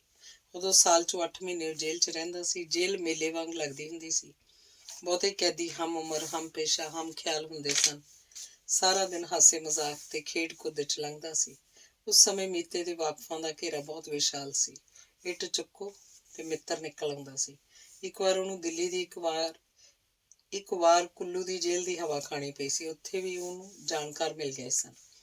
ਮੀਤੇ ਨੂੰ ਧੰਦਾ ਛੱਡਿਆਂ ਕਈ ਸਾਲ ਹੋ ਗਏ ਸਨ। ਧੰਦਾ ਛੱਡਦੇ ਸਮੇਂ ਉਹਨੇ ਪੱਕਾ ਫੈਸਲਾ ਕੀਤਾ ਸੀ, ਕੁਝ ਵੀ ਹੋ ਜਾਏ ਮੁੜ ਇਸ ਰਸਤੇ ਤੇ ਨਹੀਂ ਚੱਲੇਗਾ। ਇਸੇ ਲਈ ਉਹਨੇ ਪੁਰਾਣੇ ਸਾਥੀਆਂ ਨਾਲੋਂ ਨਾਤਾ ਤੋੜ ਲਿਆ ਸੀ। ਨਾ ਕਦੇ ਉਹਨੇ ਕਿਸੇ ਨੂੰ ਥਾਂ ਟਿਕਾਣਾ ਦੱਸਿਆ ਸੀ, ਨਾ ਕਿਸੇ ਤੋਂ ਪੁੱਛਿਆ ਸੀ। ਆਪਣੇ ਉਸ ਫੈਸਲੇ ਤੇ ਹੁਣ ਉਹਨੂੰ ਪਛਤਾਵਾ ਹੋ ਰਿਹਾ ਸੀ। ਕੀ ਪਤਾ ਸੀ ਕਦੇ ਮੁਸੀਬਤ ਦਾ ਪਹਾੜ ਸਿਰ ਤੇ ਆ ਡਿੱਗੇਗਾ, ਕੀ ਪਤਾ ਸੀ ਉਮਰ ਭਰ ਲਈ ਜੇਲ੍ਹ 'ਚ ਰਹਿਣਾ ਪੈ ਜਾਏਗਾ। ਫਿਰ ਵੀ ਮੀਤੇ ਨੇ ਪੂਰੀ ਤਰ੍ਹਾਂ ਆਸ ਨਹੀਂ ਸੀ ਛੱਡੀ। ਜਾਪਦਾ ਸੀ ਦਿਨ ਕੱਟੀ ਲਈ ਇੱਥੇ ਵੀ ਕੋਈ ਵਾਕਫ ਮਿਲ ਜਾਏਗਾ। ਆਮ ਬੈਰਕਾਂ ਵਾਂਗੇ ਬੈਰਕ ਵੀ ਖਚਾਖਚ ਭਰੀ ਹੋਈ ਸੀ। ਕਿਧਰੇ ਦਰੀ ਵਿਛਾਉਣ ਲਈ ਥਾਂ ਮਿਲੂ ਜਾਂ ਨਹੀਂ, ਇਹ ਜਾਇਜ਼ਾ ਲੈਣ ਲਈ ਉਹ ਬੈਰਕ ਨੂੰ ਇੱਕ ਸਿਰੇ ਤੋਂ ਦੂਜੇ ਸਿਰੇ ਤੱਕ ਘੋਖਣ ਲੱਗਾ। ਇੰਨੇ 'ਚ ਤਾਸ਼ ਖੇਡ ਰਹੀ ਇੱਕ ਟੋਲੀ 'ਚੋਂ ਇੱਕ ਹੱਟਾ ਕੱਟਾ ਨੌਜਵਾਨ ਉੱਠਿਆ। ਉਹਨੇ ਮੀਤੇ ਦੇ ਪੈਰੀਂ ਹੱਥ ਲਾਏ ਤੇ ਮੀਤਾ ਉਸਤਾਦ ਆਖਦਾ ਉਸ ਨਾਲ ਲਿਪਟ ਗਿਆ। ਭੋਲੇ ਤੋਂ ਜੱਫੀ ਢਿੱਲੀ ਹੁੰਦੀ ਮੀਤੇ ਨੇ ਜੱਫੀ ਪਾਉਣ ਵਾਲੇ ਨੂੰ ਪਛਾਣ ਲਿਆ। ਭੋਲਾ ਉਹਦਾ ਸਭ ਤੋਂ ਚਹੇਤਾ ਸ਼ਾਗਿਰਦ ਸੀ। ਉਹਨੇ ਪੁੱਤਾਂ ਵਾਂਗ ਪਾਲਿਆ ਸੀ। ਟੀਵੀ ਦੀ ਬਿਮਾਰੀ ਕਾਰਨ ਜਦੋਂ ਭੋਲੇ ਦੀ ਮਾਂ ਮਰੀ ਸੀ, ਉਸ ਸਮੇਂ ਉਹਦੀ ਉਮਰ 6-7 ਸਾਲ ਸੀ। ਮਤਰੇਈ ਮਾਂ ਨੇ ਭੋਲੇ ਤੇ ਉਹ ਸਭ ਜ਼ੁਲਮ ਕੀਤੇ ਜਿਹਦਾ ਜ਼ਿਕਰ ਪੁਰਾਣੇ ਕਿੱਸੇ ਕਹਾਣੀਆਂ 'ਚ ਹੁੰਦਾ ਹੈ। ਰੋਜ਼ ਦੇ ਟਾਂਟੇ ਤੋਂ ਤੰਗ ਆਇਆ ਭੋਲਾ ਇੱਕ ਦਿਨ ਗੱਡੀ ਚੜ੍ਹ ਗਿਆ। ਕਿਸੇ ਅਸਾਮੀ ਦਾ ਪਿੱਛਾ ਕਰਦਾ ਮੀਤਾ ਵੀ ਉਸੇ ਗੱਡੀ 'ਚ ਸਵਾਰ ਸੀ। ਗੱਡੀ ਦੀ ਦੌੜ ਅੰਬਾਲੇ ਜਾ ਕੇ ਮੁੱਕ ਗਈ। ਸਵਾਰੀਆਂ ਉੱਤਰ ਕੇ ਘਰਾਂ ਨੂੰ ਚਲੀਆਂ ਗਈਆਂ। ਭਵੱਤਰਿਆ ਭੋਲਾ ਝੰਗਾੜਾ ਮਾਰਨ ਲੱਗਾ। ਮੀਤੇ ਨੇ ਸਵਾਰੀ ਦਾ ਖਹਿੜਾ ਛੱਡ ਕੇ ਭੋਲੇ ਨੂੰ ਸੰਭਾਲ ਲਿਆ। ਬਾਂਦਰੀ ਵਾਂਗ ਉਹਨੂੰ ਹਿੱਕ ਨਾਲ ਲਾ ਲਿਆ। ਭੋਲੇ ਨੂੰ ਦੇਣ ਲਈ ਮੀਤੇ ਕੋਲ ਸੋਨਾ ਚਾਂਦੀ ਤਾਂ ਹੈ ਨਹੀਂ ਸੀ। ਧੰਦੇ ਦੇ ਜਿੰਨੇ ਗੁਰ ਉਹਨੇ ਸਿੱਖੇ ਸਨ ਉਹ ਸਾਰੇ ਉਹਦੀ ਝੋਲੀ ਪਾਤੇ। ਦਿਨਾਂ 'ਚ ਭੋਲਾ ਉਡਾਰ ਹੋ ਗਿਆ ਤੇ ਆਪਣਾ ਸ਼ਿਕਾਰ ਆਪ ਮਾਰਨ ਲੱਗਾ। ਧੰਦੇ ਦਾ ਤਿਆਗ ਕਰਦੇ ਸਮੇਂ ਮੀਤੇ ਨੇ ਪਹਿਲਾਂ ਭੋਲੇ ਨੂੰ ਆਪਣਾ ਵਾਰਸ ਘੋਸ਼ਿਤ ਕੀਤਾ, ਫਿਰ ਜੇਬ ਕਤਰਾ ਬਰਾਦਰੀ ਕੋਲੋਂ ਆਪਣਾ ਇਲਾਕਾ ਉਹਨੂੰ ਦਵਾਇਆ। ਉਸਤਾਦ ਤੂੰ ਧੰਦਾ ਛੱਡ ਗਿਆ ਸੀ, ਫਿਰ ਇੱਥੇ ਕਿਸ ਤਰ੍ਹਾਂ? ਮੀਤੇ ਕੋਲੋਂ ਪਿੱਪੀ ਤੇ ਝੋਲਾ ਫੜ ਕੇ ਉਹਨੂੰ ਆਪਣੇ ਖੱਡੇ ਵੱਲ ਲਿਜਾਂਦੇ ਭੋਲੇ ਨੇ ਪੁੱਛਿਆ। ਮੀਤੇ ਨੇ ਸੰਖੇਪ ਸ਼ਬਦਾਂ 'ਚ ਆਪਣੀ ਵਿਥਿਆ ਸੁਣਾਤੀ। ਇਹ ਮੇਰਾ ਉਸਤਾਦ ਮੀਤਾ ਹੈ, ਜਿਹਦੀਆਂ ਸਾਰਾ ਦਿਨ ਮੈਂ ਗੱਲਾਂ ਕਰਦਾ ਹੁੰਦਾ। ਮੀਤੇ ਦੀ ਆਪਣੇ ਟੋਲੀਦਾਰਾਂ ਨਾਲ ਜਾਣ ਪਛਾਣ ਭੋਲੇ ਨੇ ਬੜੇ ਮਾਣ ਨਾਲ ਕਰਾਈ। ਆਪਣੇ ਉਸਤਾਦ ਦੇ ਉਸਤਾਦ ਲਈ ਸਤਿਕਾਰ ਪ੍ਰਗਟ ਕਰਨ ਲਈ ਭੋਲੇ ਦੇ ਟੋਲੀਦਾਰ ਉੱਠ ਕੇ ਖੜੇ ਹੋਏ ਤੇ ਇੱਕ ਇੱਕ ਕਰਕੇ ਗੋਡੀ ਹੱਥ ਲਾਉਣ ਲੱਗੇ। ਭੋਲੇ ਦੇ ਚੇਲਿਆਂ ਨੇ ਇੱਕ ਕੰਬਲ ਦੂਰਾ ਕਰਕੇ ਦਰੀ ਉੱਪਰ ਵਿਛਾਇਆ ਹੋਇਆ ਸੀ। ਉਹਨੂੰ ਉਹ ਗੱਦੀ ਕਹਿੰਦੇ ਸਨ। ਇਸ ਉੱਪਰ ਕੇਵਲ ਉਸਤਾਦ ਬੈਠ ਸਕਦਾ ਸੀ। ਸਤਿਕਾਰ ਵਜੋਂ ਭੋਲੇ ਨੇ ਉਹ ਗੱਦੀ ਆਪਣੇ ਉਸਤਾਦ ਨੂੰ ਬਖਸ਼ੀ। ਆਪ ਉਹ ਆਪਣੇ ਚੇਲਿਆਂ 'ਚ ਬੈਠ ਗਿਆ। ਮੀਤੇ ਦਾ ਚੇਲਿਆਂ 'ਚ ਰਲਣ ਦਾ ਕੋਈ ਇਰਾਦਾ ਨਹੀਂ ਸੀ, ਇਸ ਲਈ ਕੰਬਲ ਇਕੱਠਾ ਕਰਕੇ ਉਹਨੇ ਇੱਕ ਪਾਸੇ ਰੱਖ ਦਿੱਤਾ ਤੇ ਸਧਾਰਨ ਕੈਦੀ ਵਾਂਗ ਦਰੀ ਉੱਪਰ ਬੈਠ ਗਿਆ। ਭੋਲਾ ਉਸਤਾਦ ਦਾ ਇਰਾਦਾ ਸਮਝ ਗਿਆ। ਉਹ ਉਸਤਾਦ ਨੂੰ ਜੁਰਮ ਦੀ ਦੁਨੀਆ 'ਚ ਮੁੜ ਸ਼ਾਮਲ ਕਰਨ ਲਈ ਕਾਹਲਾ ਨਹੀਂ ਸੀ।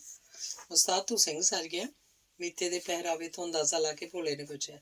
ਉਹ ਨਹੀਂ, ਖਰਬੂਜਿਆਂ 'ਚ ਰਹਿ ਕੇ ਖਰਬੂਜਾ ਰੰਗ ਫੜਨ ਲੱਗ ਪਿਆ ਸੀ। ਫਿਰ ਮੀਤੇ ਨੇ ਸਿੰਘਾਂ ਦੀ ਬੈਰਕ ਅੰਦਰਲੇ ਤਜਰਬੇ ਉਹਨਾਂ ਨਾਲ ਸਾਂਝੇ ਕੀਤੇ। ਲੈ ਪਹਿਲਾਂ ਇਹ ਭੁਲੇਖਾ ਪਾਊ ਬਾਣਾ ਬਦਲੀਏ। ਆਖਦੇ ਮੀਤੇ ਨੇ ਆਪਣਾ ਝੋਲਾ ਚੁੱਕਿਆ। ਉਸ 'ਚੋਂ ਲਾਭ ਸਿੰਘ ਕੋਲੋਂ ਪਹਿਲੇ ਦਿਨ ਤੋਹਫੇ 'ਚ ਮਿਲਿਆ ਨਵਾਂ ਕੁੜਤਾ ਪਜਾਮਾ ਕੱਢਿਆ ਤੇ ਪਹਿਨ ਲਿਆ। ਉਸਤਾਦ ਦੀ ਮਨਸ਼ਾ ਸਮਝ ਕੇ ਭੋਲੇ ਨੇ ਪਹਿਲਾਂ ਜਰਦਾ ਪੇਸ਼ ਕੀਤਾ, ਫਿਰ ਉਹਦੀ ਮਨ ਭਾਉਂਦੀ ਫੋਰਸਕੇਅਰ ਦੀ ਸਿਗਰਟ। ਮੀਤੇ ਨੂੰ ਬੀੜੀ ਸਿਗਰਟ ਛੱਡਿਆਂ ਕਈ ਸਾਲ ਹੋ ਗਏ ਸਨ। ਤੰਬਾਕੂ ਨਾਲ ਉਹਨੂੰ ਮਨੋਂ ਨਫ਼ਰਤ ਹੋ ਗਈ ਸੀ। ਹੁਣ ਨਾ ਉਹਦਾ ਦਿਲ ਜਰਦਾ ਲਾਉਣ ਨੂੰ ਕਰਦਾ ਸੀ, ਨਾ ਸਿਗਰਟ ਪੀਣ ਨੂੰ। ਪਰ ਆਪਣੇ ਆਪ ਨੂੰ ਤੇ ਸਾਥੀ ਕੈਦੀਆਂ ਨੂੰ ਇਹ ਯਕੀਨ ਦਿਵਾਉਣ ਲਈ ਕਿ ਉਹ ਸਿੰਘ ਨਹੀਂ ਹੈ, ਉਹਨੇ ਜਰਦਾ ਲਾਇਆ ਤੇ ਸਿਗਰਟ ਪੀਤੀ। ਉਸਤਾਦ ਹੁਣ ਸਮੈਕ ਦਾ ਦੌਰ ਚੱਲਣਾ ਚਾਹੀਦਾ। ਨੰਦੂ ਨੂੰ ਜਰਦਾ ਸਿਗਰਟ ਤੇ ਤਸੱਲੀ ਨਹੀਂ ਸੀ ਹੋਈ। ਉਹ ਦਾਦਾ ਉਸਤਾਦ ਦੀ ਭਰਪੂਰ ਸੇਵਾ ਕਰਨੀ ਚਾਹੁੰਦਾ ਸੀ। ਤੂੰ ਉਸਤਾਦ ਬਣ ਗਿਆ ਭੋਲੇ? ਮੀਤੇ ਨੂੰ ਭੋਲੇ ਤੇ ਉਸਤਾਦ ਬਣਨ ਤੇ ਖੁਸ਼ੀ ਦੀ ਥਾਂ ਅਫਸੋਸ ਹੋਇਆ। ਸਾਧ ਬਣ ਕੇ ਤੂੰ ਨਜ਼ਾਰਾ ਦੇਖ ਤਾਂ ਲਿਆ ਉਸਤਾਦ। ਰੰਡੀ ਰੰਡੇਪਾ ਕੱਟ ਲਏ ਪਰ ਮੁਸ਼ਟੰਡੇ ਕੱਟਣ ਨਹੀਂ ਦਿੰਦੇ। ਆਪਾਂ ਇੱਥੇ ਠੀਕ ਆ, ਇਹ ਮੇਰੇ ਚੇਲੇ ਨੇ, ਮੈਂ ਇਹਨਾਂ ਬਾਰੇ ਤੈਨੂੰ ਦੱਸਦਾ। ਆਖਦੇ ਭੋਲੇ ਨੇ ਪਹਿਲਾਂ ਨੰਦੂ ਦੇ ਮੋਢੇ ਤੇ ਹੱਥ ਰੱਖਿਆ। ਨੰਦੂ ਦਾ ਬਾਪ ਭੱਠੇ ਤੇ ਇੱਟਾਂ ਪੱਥਦਾ ਸੀ। ਭੱਠੇ ਤੋਂ 100 ਗਜ ਦੀ ਦੂਰੀ ਤੇ ਸਕੂਲ ਸੀ। ਨੰਦੂ ਦਾ ਬਾਪ ਚਾਹੁੰਦਾ ਸੀ ਉਹ ਪੜ੍ਹ ਲਿਖ ਕੇ ਇਸ ਜਿਲਤ 'ਚੋਂ ਨਿਕਲੇ। ਸਰਕਾਰੀ ਨੌਕਰ ਨਹੀਂ ਬਣ ਸਕਦਾ ਤਾਂ ਘੱਟੋ ਘੱਟ ਭੱਠੇ ਦਾ ਮੁਨਸ਼ੀ ਤਾਂ ਬਣੇ। ਬੜੇ ਅਰਮਾਨਾਂ ਨਾਲ ਉਹਨੇ ਨੰਦੂ ਨੂੰ ਸਕੂਲ ਪਾਇਆ। ਪਰ ਉਹ ਸਕੂਲ ਸਰਕਾਰੀ ਸੀ। ਮਾਸਟਰਨੀਆਂ ਦੀ ਸਾਰੀ ਦਿਹਾੜੀ ਸਵੈਟਰ ਬੁਣਦੀਆਂ ਤੇ ਚੁਗਲੀਆਂ ਕਰਦੀਆਂ ਲੰਘ ਜਾਂਦੀ ਸੀ। ਨੰਦੂ ਦੇ ਘਰ ਸਕੂਲ ਦਾ ਕੰਮ ਕਰਾਉਣ ਵਾਲਾ ਕੋਈ ਨਹੀਂ ਸੀ। ਕੰਮ ਨਾ ਕਰਕੇ ਲਿਆਉਣ ਕਾਰਨ ਸਕੂਲ 'ਚ ਮਾਸਟਰਨੀਆਂ ਕੁੱਟਦੀਆਂ ਸਨ। ਪੜ੍ਹਾਈ 'ਚ ਨਲਾਇਕ ਹੋਣ ਕਾਰਨ ਘਰੇ ਬਾਪੂ ਕੁੱਟਦਾ ਸੀ। ਮਾਰ ਤੋਂ ਡਰਦਾ ਸਕੂਲੋਂ ਟਲ ਕੇ ਕਦੇ ਸਟੇਸ਼ਨ ਤੇ ਜਾ ਬੈਠਦਾ, ਕਦੇ ਬੱਸ ਸਟੈਂਡ ਤੇ। ਭੋਲੇ ਤੇ ਨੰਦੂ ਦੀ ਮੁਲਾਕਾਤ ਬੱਸ ਸਟੈਂਡ ਤੇ ਹੋਈ ਸੀ। ਆਪਣਾ ਪਰਿਵਾਰ ਛੱਡ ਕੇ ਹੁਣ ਪੱਕੇ ਤੌਰ ਤੇ ਭੋਲੇ ਨਾਲ ਆ ਰਲਿਆ ਸੀ। ਦੂਜਾ ਚੇਲਾ ਰਾਜੂ ਪਹਾੜੀਆ ਸੀ।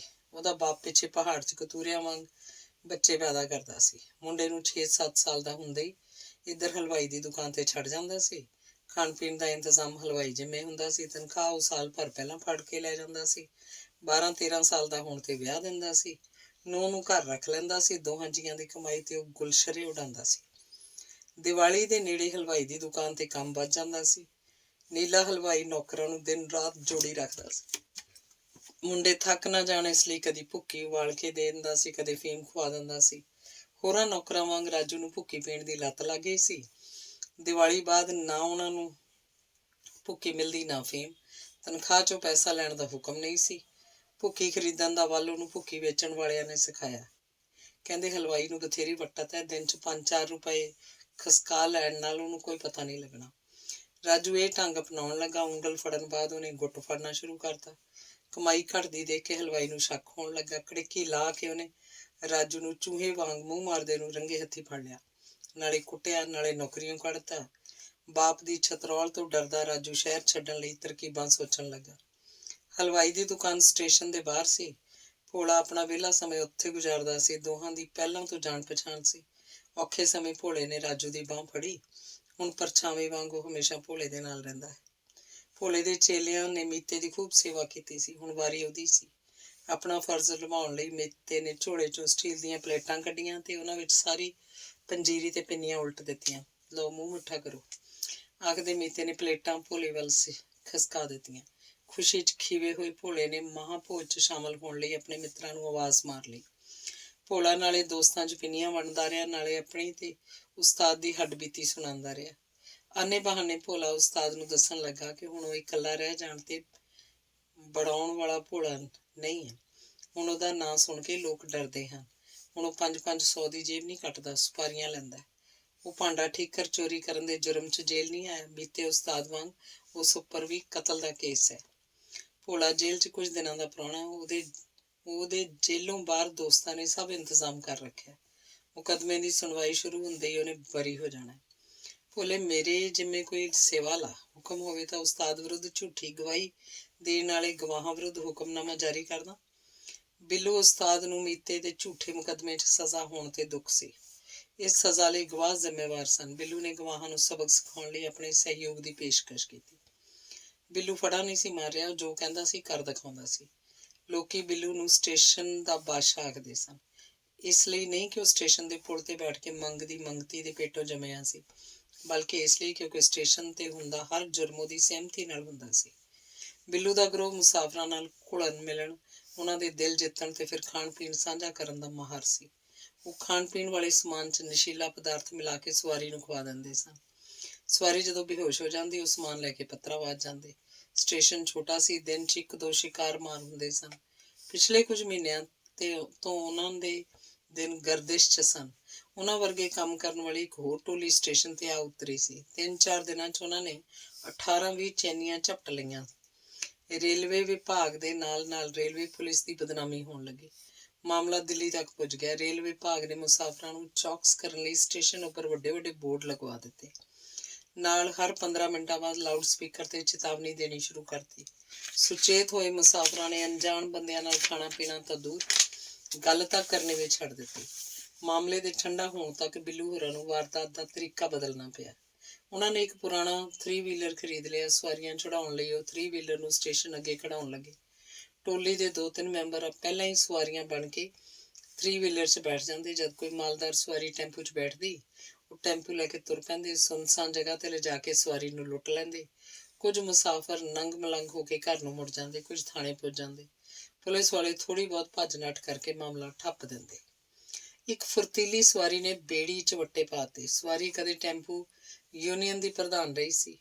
ਉਹ ਸਭ ਟੈਂਪੂ ਵਾਲਿਆਂ ਨੂੰ ਜਾਣਦੀ ਸੀ। ਬਿੱਲੂ ਹੋਰਿਆਂ ਦੇ ਹੁਲੀਏ ਦੱਸ ਕੇ ਉਹਨੇ ਪੁਲਿਸ ਕੰਟਰੋਲ ਰੂਮ ਤੋਂ ਸਭ ਨਾਕਿਆਂ ਦੇ ਫੋਨ ਕਰਵਾ ਦਿੱਤੇ। ਚੌਕਸ ਹੋਈ ਪੁਲਿਸ ਨੇ ਗਰੋਹ ਦੇ ਖਿੰਡਣ ਤੋਂ ਪਹਿਲਾਂ ਉਹਨੂੰ ਦਬੋਚ ਲਿਆ। ਜੇਲ੍ਹ ਬਿੱਲੂ ਲਈ ਸਹੁਰੇ ਘਰ ਵਾਂਗ ਸੀ। ਆਉਣਾ ਜਾਣਾ ਲੱਗਾ ਰਹਿੰਦਾ ਸੀ। ਇਸ ਵਾਰ ਜੇਲ੍ਹ ਆਉਣ ਤੇ ਉਹਨੂੰ ਖੁਸ਼ੀ ਹੋਈ ਸੀ। ਜੇਲ੍ਹ 'ਚ ਉਹਦਾ ਭੋਲੇ ਉਸਤਾਦ ਨਾਲ ਵਾਹ ਪਿਆ ਸੀ। ਭੋਲੇ ਨੇ ਵੱਖ-ਵੱਖ ਗਰੋਹਾਂ ਦੇ ਉਸਤਾਦਾਂ ਨੂੰ ਇਕੱਠੇ ਕਰਕੇ ਯੂਨੀਅਨ ਬਣਾ ਰੱਖੀ ਸੀ। ਬਿੱਲੂ ਨੂੰ ਇਸ ਯੂਨੀਅਨ 'ਚ ਸ਼ਾਮਲ ਹੋਣ ਦਾ ਸੱਦਾ ਮਿਲਿਆ ਸੀ। ਧੰਦੇ ਦੇ ਗੁਰ ਬਿੱਲੂ ਨੂੰ ਪਹਿਲਾਂ ਬਥੇਰੇ ਆਉਂਦੇ ਸੀ। ਯੂਨੀਅਨ ਨੇ ਉਹਨੂੰ ਮੁਕੱਦਮੇ 'ਚ ਬਰੀ ਹੋਣ ਦੇ ਗੁਰ ਦੱਸੇ। ਉਹਨਾਂ ਵਿੱਚੋਂ ਇੱਕ ਗੁਰ ਡਰਾ ਧਮਕਾ ਕੇ ਗਵਾਹਾਂ ਨੂੰ ਗਵਾਹੀ ਤੋਂ ਮੁਕਰਾਉਣਾ ਸੀ। ਬਿੱਲੂ ਹੋਰੇ ਸਭ ਜੇਲ੍ਹ ਦੇ ਅੰਦਰ ਸਨ। ਗਵਾਹਾਂ ਨੂੰ ਡਰਾਏ ਤਾਂ ਕੌਣ? ਯੂਨੀਅਨ ਦਾ ਮੈਂਬਰ ਬਣਦੇ ਹੀ ਇਹ ਸਮੱਸਿਆ ਹੱਲ ਹੋ ਗਈ। ਝੱਟ ਬਾਹਰਲੇ ਮੈਂਬਰਾਂ ਨੇ ਗਵਾਹਾਂ ਨੂੰ ਸਮਝਾਇਆ, ਜੇ ਅਦਾਲਤ ਵਿੱਚ ਜਾ ਕੇ ਗਵਾਹੀ ਦਿੱਤੀ, ਬਾਹਰ ਨਿਕਲਦੇ ਹੀ ਉਸਤਾਦ ਨੂੰ ਮਿਲੀ ਸਜ਼ਾ ਨਾਲੋਂ ਦੁੱਗਣੀ ਸਜ਼ਾ ਮਿਲੇਗੀ। ਡਰਦੇ ਗਵਾਹਾਂ ਨੂੰ ਕੰਬਣੀ ਛਿੜ ਗਈ। ਬਿੱਲੂ ਦੇ ਮੁਕੱਦਮੇ ਦੇ ਸਾਰੇ ਗਵਾਹ ਮੁੱਕਰ ਚੁੱਕੇ ਸਨ।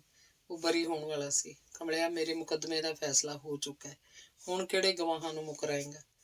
ਮੀਤੇ ਨੇ ਬਿੱਲੂ ਦਾ ਧੰਨਵਾਦ ਕੀਤਾ ਤੇ ਆਪਣੇ ਮੁਕੱਦਮੇ ਦੀ ਸਥਿਤੀ ਸਮਝਾਈ। ਫਿਰ ਹਾਈ ਕੋਰਟ ਲਈ ਵਧੀਆ ਵਕੀਲ ਕਰ ਦਿੰਦੇ ਹਾਂ।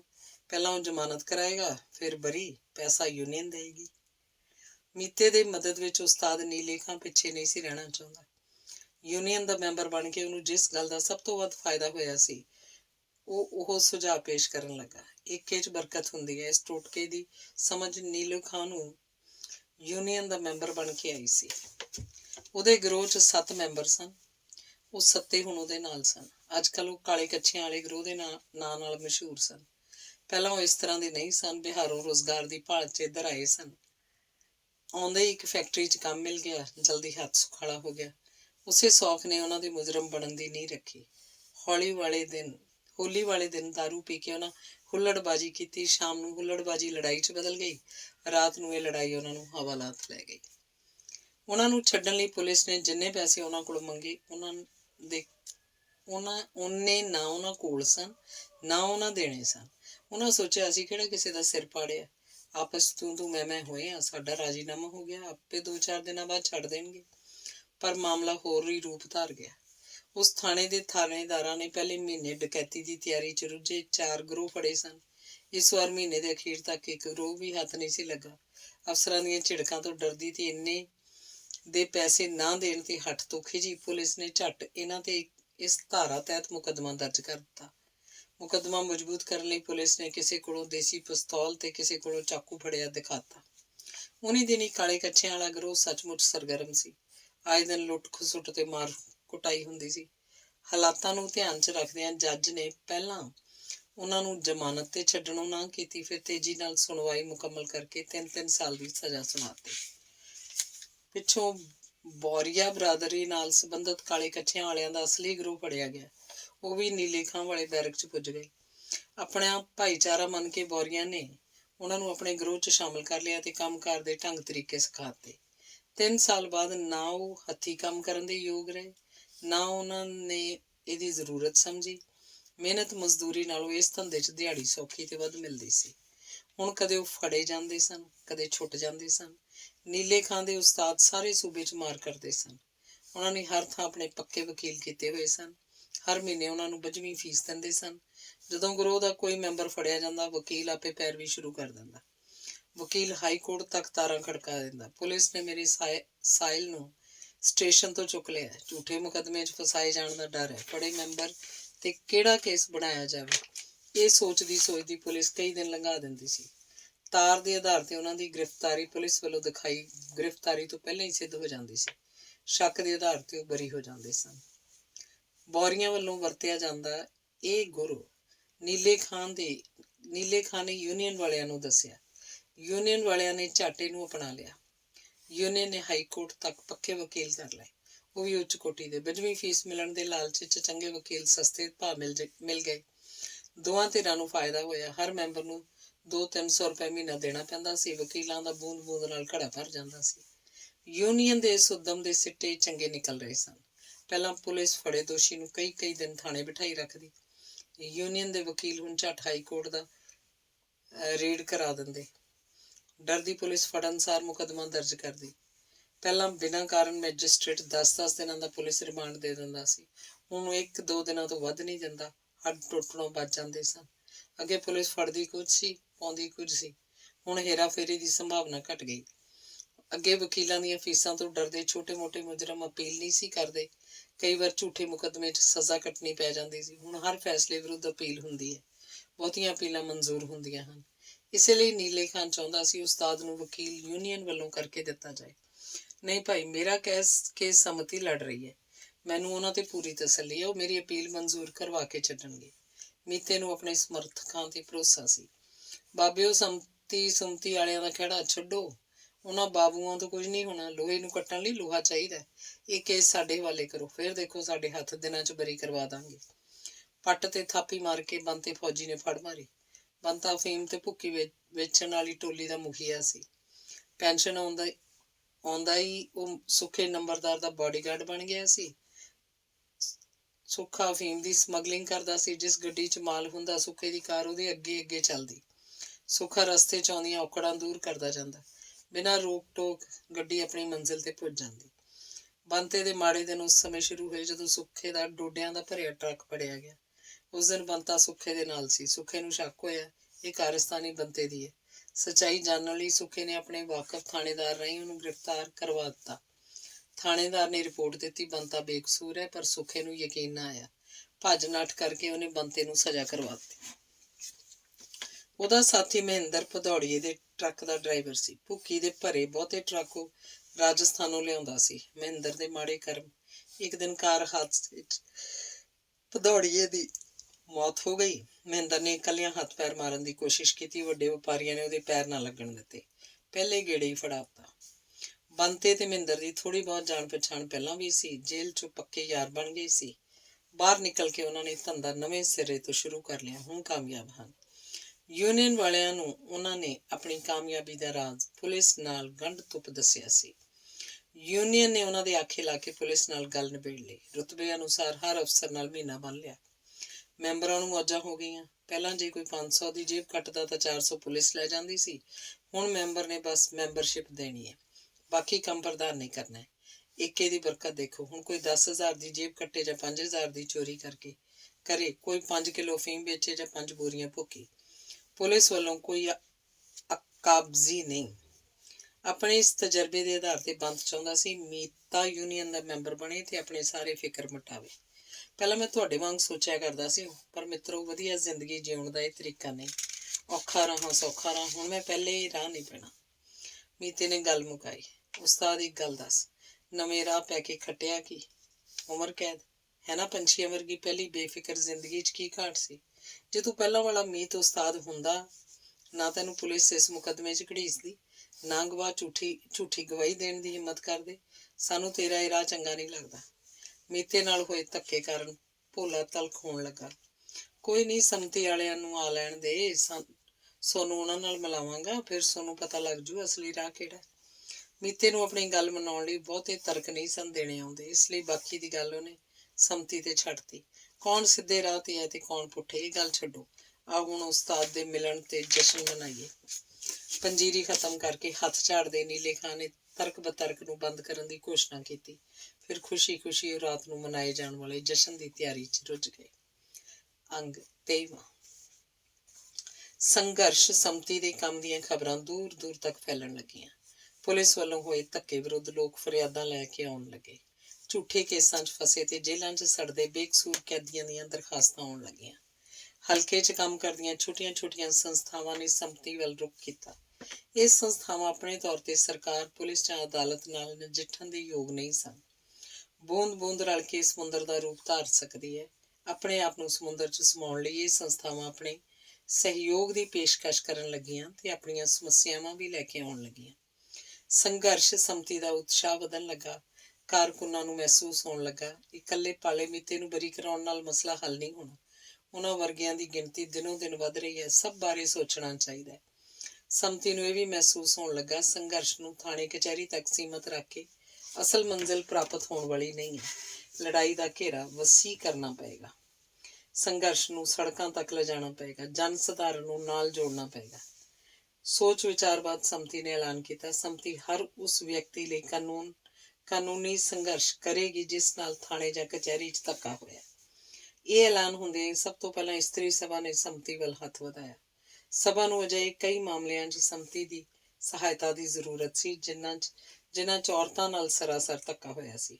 ਆਪਣੇ ਸੀਮਤ ਸਾਧਨਾਂ ਤੇ ਕਾਨੂੰਨ ਦੀ ਜਾਣਕਾਰੀ ਦੀ ਘਾਟ ਕਾਰਨ ਇਸਤਰੀ ਸਭਾ ਚਾਹੁੰਦੀ ਹੋਈ ਵੀ ਪੀੜਤ ਔਰਤਾਂ ਦੀ ਮਦਦ ਨਹੀਂ ਸੀ ਕਰ ਸਕੀ। ਪ੍ਰਧਾਨ ਇੰਦਰਜੀਤ ਕੌਰ ਦੀ ਪੁਰਜ਼ੋਰ ਸਿਫਾਰਿਸ਼ ਸੀ ਕਿ ਨੌਜਵਾਨ ਕੁੜੀਆਂ ਨੂੰ ਵਰਗਲਾ ਕੇ ਉਹਨਾਂ ਕੋਲੋਂ ਧੰਦਾ ਕਰਾਉਣ ਦੇ ਦੋਸ਼ ਵਿੱਚ ਬੰਦ ਨੀਲਮ ਨੂੰ ਤੁਰੰਤ ਕਾਨੂੰਨੀ ਸਹਾਇਤਾ ਦਿੱਤੀ ਜਾਵੇ। ਏਡਜ਼ ਵਰਗੀ ਭਿਆਨਕ ਬਿਮਾਰੀ ਨਾਲ ਪੀੜਤ ਨੀਲਮ ਦੇ ਹਫ਼ਤੇ ਦੇ ਅੰਦਰ ਅੰਦਰ ਬਾਹਰ ਨਾ ਆਈ ਤਾਂ ਉਹਦੀ ਲਾਸ਼ ਬਾਹਰ ਆਏਗੀ, ਤੇ ਜੇ ਇੰਜ ਹੋਇਆ ਤਾਂ ਇਹਦੀ ਜ਼ਿੰਮੇਵਾਰ ਇਸਤਰੀ ਸਭਾ ਹੋਏਗੀ।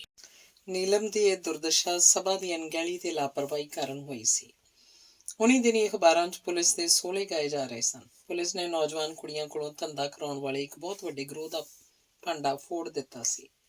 ਛਾਪੇ ਦੌਰਾਨ ਗਰੋਹ ਦੀ ਸਰਗਨਾ ਨੀਲਮ ਦੇ ਘਰੋਂ ਇੱਕ 16 ਸਾਲ ਦੀ ਕੁੜੀ ਬਰਾਮਦ ਹੋਈ ਸੀ। ਨੀਲਮ ਕਿਸ ਤਰ੍ਹਾਂ ਉਸ ਕੁੜੀ ਨੂੰ ਇਸ ਧੰਦੇ 'ਚ ਲਿਆਈ ਤੇ ਕਿਸ ਤਰ੍ਹਾਂ ਉਹਨੂੰ ਜਲੀਲ ਕੀਤਾ, ਇਹਦੇ ਕਿੱਸੇ ਲੂਣ ਮਿਰਚ ਅਲੱਗ-ਅਲੱਗ ਅਖਬਾਰਾਂ 'ਚ ਛਪ ਰਹੇ ਸਨ। ਪੁਲਿਸ ਕੋਲ ਦਰਜ ਕਰਾਏ ਆਪਣੇ ਬਿਆਨ 'ਚ ਕੁੜੀ ਨੇ ਦੱਸਿਆ ਸੀ ਉਹ ਅਨਾਥ ਸੀ, ਉਹਦੇ ਮਾਂ-ਬਾਪ ਦੀ ਮੌਤ ਬਚਪਨ 'ਚ ਹੋ ਗਈ ਸੀ। ਨੀਲਮ ਉਹਦੀ ਮਾਸੀ ਸੀ। ਰਾਜੀ ਨੂੰ ਉਹਦੀ ਚਾਚੀ ਕੋਲੋਂ ਉਹ ਇਹ ਕਹਿ ਕੇ ਲਿਆਈ ਸੀ ਕਿ ਮਾਸੀ ਉਹਨੂੰ ਦਿਲ ਦਾ ਟੁਕੜਾ ਬਣਾ ਕੇ ਰੱਖੇਗੀ, ਪਰ ਕੁੜੀ ਦੇ ਜਵਾਨੀ 'ਚ ਪੈਰ ਧਰਦਿਆਂ ਹੀ ਮਾਸੀ ਨੇ ਉਹਦੀ ਜਵਾਨੀ ਦਾ ਮੁੱਲ ਵੱਟਣਾ ਸ਼ੁਰੂ ਕਰ ਦਿੱਤਾ। ਪੈਸੇ ਦੀ ਹਵਸ ਕਾਰਨ ਨੀਲਮ ਰਾਜੀ ਨੂੰ ਇੱਕੋ ਰਾਤ 'ਚ 5-5, 7-7 ਬੰਦਿਆਂ ਅੱਗੇ ਪੇਸ਼ ਕਰਦੀ ਸੀ। ਪੇਂਡੂ ਸ਼ਰਾਬੀ ਗਾਹਕਾਂ ਨੂੰ ਕੁੜੀ ਮਸਾਂ ਮਿਲਦੀ ਸੀ, ਉਹਨੂੰ ਹਾਬੜ ਕੇ ਪੈਂਦੇ ਸਨ, ਕੁੜੀ ਦੀ ਹੱਡੀ ਨੋਚ ਦਿੰਦੇ ਸਨ। ਉਹਦਾ ਕਈ ਵਾਰ ਗਰਭਪਾਤ ਹੋ ਚੁੱਕਾ ਸੀ। ਇਲਾਜ ਦੀ ਘਾਟ ਕਾਰਨ ਉਹਦੇ ਅੰਦਰ ਜ਼ਖਮ ਹੋ ਗਏ ਸਨ ਤੇ ਜ਼ਖਮਾਂ ਵਿੱਚ ਪੀਕ ਪੈ ਗਈ ਸੀ। ਪੁਲਿਸ ਨੇ ਛਾਪਿਆਂ ਤੋਂ ਡਰਦੀ ਨੀਲਮ ਹਰ ਮਹੀਨੇ ਘਰ ਤੇ ਹਰ ਛਮਾਈ ਪਿੰਡ ਬਦਲ ਲਿਆ ਕਰਦੀ ਸੀ। ਗ੍ਰਿਫਤਾਰੀ ਸਮੇਂ ਰਾਜੀ ਦਾ ਜੋ ਹਾਲ ਸੀ, ਉਸ ਤੋਂ ਨੀਲਮ ਦੇ ਜੰਗਲੀ ਸੁਭਾਅ ਦੀ ਔਰਤ ਹੋਣ ਦਾ ਸਬੂਤ ਮਿਲਦਾ ਸੀ। ਕੁੜੀ ਦੇ ਸਰੀਰ 'ਚੋਂ ਬੂ ਮਾਰਦੀ ਸੀ। ਇੱਕ ਹਫ਼ਤੇ ਤੋਂ ਉਹ ਨਹਾਤੀ ਨਹੀਂ ਸੀ। ਉਹਦੇ ਕੱਪੜੇ ਮੈਲੇ ਕੁਚੈਲੇ ਹੀ ਨਹੀਂ, ਟਾਕੀਆਂ ਲੱਗੇ ਵੀ ਸਨ। ਹੱਥਾਂ ਪੈਰਾਂ ਉੱਪਰ ਮੈਲ ਜੰਮੀ ਸੀ। ਛੋਟੀ ਉਮਰ 'ਚੋਂ ਕਈ ਬਿਮਾਰੀਆਂ ਸਹੇੜੀ ਬੈਠੀ ਸੀ। ਪਤਾ ਨਹੀਂ ਮਰਦ ਕਿਸ ਤਰ੍ਹਾਂ ਉਹਦੇ ਨੇੜੇ ਜਾਂਦੇ ਹੋਣਗੇ। ਪੁਲਿਸ ਨੇ ਇੱਕ ਹੋਰ ਬਿਆਨ ਦਾਗਿਆ ਸੀ। ਨੀਲਮ ਨੇ ਰਾਜੀ ਵਰਗੀਆਂ ਕਈ ਕੁੜੀਆਂ ਨੂੰ ਵਸ 'ਚ ਕੀਤਾ ਹੋਇਆ ਸੀ। ਲੁਕ ਛਿਪ ਕੇ ਪਹਿਲਾਂ ਉਹ ਨੰਗੀਆਂ ਕੁੜੀਆਂ ਦੀਆਂ ਤਸਵੀਰਾਂ ਖਿੱਚ ਲੈਂਦੀ, ਫਿਰ ਤਸਵੀਰਾਂ ਦਿਖਾ ਉਹਨਾਂ ਨੂੰ ਡਰਾਉਂਦੀ ਸੀ। ਬਦਨਾਮੀ ਤੋਂ ਡਰਦੀਆਂ ਕੁੜੀਆਂ ਉਹ ਕਰਦੀਆਂ ਸਨ ਜੋ ਨੀਲਮ ਆਖਦੀ ਸੀ। ਖਬਰਾਂ ਪੜ੍ਹ ਕੇ ਇਸਤਰੀ ਸਭਾ ਹਰਕਤ 'ਚ ਆ ਗਈ ਸੀ। ਸਭਾ ਨੇ ਨੀਲਮ ਵਿਰੁੱਧ ਜਲੂਸ ਕੱਢਿਆ, ਸਖਤ ਕਾਰਵਾਈ ਦੀ ਮੰਗ ਕੀਤੀ। ਅਦਾਲਤ ਕੋਲ ਦਰਖਾਸਤ ਦੇ ਕੇ ਰਾਜੀ ਨੂੰ ਨਾਰੀ ਨਿਕੇਤਨ ਭੇਜਣ ਦੀ ਥਾਂ ਆਪਣੇ ਕੋਲ ਠਹਿਰਾਉਣ ਦੀ ਇਜਾਜ਼ਤ ਲੈ ਲਈ। ਇਸਤਰੀ ਸਭਾ ਦੀ ਸੇਵਾ ਤੇ ਭੇਜਣ ਤੇ ਸਭਾ ਦੇ ਆਪਣੇ ਹਮਦਰਦ ਹੋਣ ਦੇ ਯਕੀਨ ਬਾਅਦ ਰਾਜੀ ਨੇ ਜੋ ਰਾਮ ਕਹਾਣੀ ਸੁਣਾਈ, ਉਹਨੇ ਕਹਾਣੀ ਦਾ ਰੁਖ ਮੋੜਤਾ। ਅਸਲੀਅਤ ਇਹ ਸੀ ਕਿ ਨੀਲਮ ਰਾਜੀ ਦੀ ਮਾਂ ਸੀ। ਬਦਨਾਮੀ ਤੋਂ ਡਰਦੀ ਉਹਨੂੰ ਆਪਣੀ ਭਾਂਜੀ ਆਖਦੀ ਸੀ। ਰਾਜੀ ਦਾ ਬਾਪ ਟਰੱਕ ਡਰਾਈਵਰ ਸੀ। ਬਹੁਤੀ ਦੇਰ ਘਰੋਂ ਬਾਹਰ ਰਹਿੰਦਾ ਸੀ। ਬਾਹਰੋਂ ਏਡਜ਼ ਦੀ ਬਿਮਾਰੀ ਸਹੇੜ ਲਈ। ਪਤਾ ਲੱਗਦਿਆਂ ਹੀ ਮਾਲਕ ਨੇ ਛੁੱਟੀ ਕਰਤਾ। ਘਰ ਵਿਚਲਾ ਸਾਰਾ ਪੈਸਾ ਧੇਲਾ ਵੀ ਉਹਨੂੰ ਬਚਾ ਨਾ ਸਕਿਆ। ਮਰਨ ਤੋਂ ਪਹਿਲਾਂ ਉਹ ਨੀਲਮ ਨੂੰ ਏਡਜ਼ ਦਾ ਤੋਹਫਾ ਦੇ ਗਿਆ। ਨੀਲਮ ਤੋਂ ਨਾ ਆਪਣੇ ਸਰੀਰ ਦੀ ਸੰਭਾਲ ਹੋ ਰਹੀ ਸੀ, ਨਾ ਧੀ ਦੀ ਇੱਜ਼ਤ ਦੀ। ਮਾੜੇ ਦੀ ਰੰਨ ਸਭ ਦੀ ਭਰਜਾਈ ਵਾਂਗ ਹਰ ਲੰਡਾ ਛੇੜਾ ਰਾਜੀ ਤੇ ਅੱਖ ਰੱਖਣ ਲੱਗਾ। ਇਕੱਲੀ ਤੇ ਬੇਵਸ ਸਮਝ ਕੇ ਕਈਆਂ ਨੇ ਉਹਨੂੰ ਘੇਰਿਆ ਵੀ। ਇੱਕ ਨਾ ਇੱਕ ਦਿਨ ਕੁੜੀ ਦੀ ਇੱਜ਼ਤ ਦਾਅ ਤੇ ਲੱਗਣੀ ਸੀ। ਸੋਚ ਕੇ ਨੀਲਮ ਨੇ ਰਾਜੀ ਨੂੰ ਖੁਦ ਇਸ ਧੰਦੇ 'ਚ ਪਾ ਲਿਆ। ਸੋਚਿਆ ਜਿੰਨੇ ਦਿਨ ਸੁੱਖ ਦੀ ਰੋਟੀ ਮਿਲੂ ਓਨੇ ਦਿਨ ਸਹੀ। ਸਰੀਰ ਵੇਚ ਕੇ ਵੀ ਸੁੱਖ ਦੀ ਰੋਟੀ ਨਸੀਬ ਨਾ ਹੋਈ। ਕਿਸੇ ਗਾਹਕ ਦਾ ਦਿਲ ਕਰਦਾ 2 ਪੈਸੇ ਦੇ ਜਾਂਦਾ, ਨਾ ਦਿਲ ਕਰਦਾ ਧੱਕਾ ਕਰਕੇ ਤੁਰਦਾ ਬਣਦਾ। ਤੀਵੀਆਂ ਮਾਨੀਆਂ ਨਾ ਬਰਾਬਰੀ ਕਰ ਸਕਦੀਆਂ ਸਨ, ਨਾ ਰੌਲਾ ਪਾ ਸਕਦੀਆਂ। ਇਸੇ ਕਾਰਨ ਰਾਜੀ ਦੀ ਇਹ ਹਾਲਤ ਹੋਈ ਸੀ। ਨਾ ਨੀਲਮ ਨੇ ਕਿਸੇ ਹੋਰ ਕੁੜੀ ਦੀ ਫੋਟੋ ਖਿੱਚੀ ਸੀ, ਨਾ ਕਿਸੇ ਕੋਲੋਂ ਧੰਦਾ ਕਰਾਉਂਦੀ ਸੀ।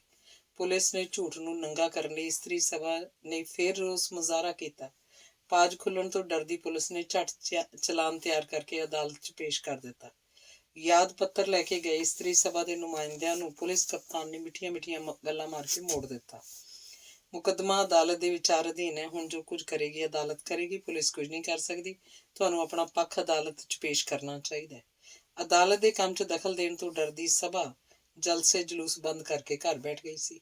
ਇਸਤਰੀ ਸਭਾ ਨੂੰ ਹੁਣ ਸਮਝ ਆਈ ਸੀ, ਸੰਘਰਸ਼ ਸੰਮਤੀ ਵਾਂਗ ਚੱਲਦੇ ਮੁਕੱਦਮੇ ਦੌਰਾਨ ਲੋਕ ਰਾਏ ਤਿਆਰ ਕਰਕੇ ਸੰਘਰਸ਼ ਕੀਤਾ ਜਾ ਸਕਦਾ ਸੀ। ਨੀਲਮ ਦੀ ਬਿਮਾਰੀ ਦਿਨੋਂ ਦਿਨ ਵੱਧ ਰਹੀ ਸੀ। ਜੇਲ੍ਹ ਡਾਕਟਰ ਜਾਣਬੁੱਝ ਕੇ ਉਹਦੀ ਅਸਲੀ ਬਿਮਾਰੀ ਛੁਪਾ ਰਿਹਾ ਸੀ।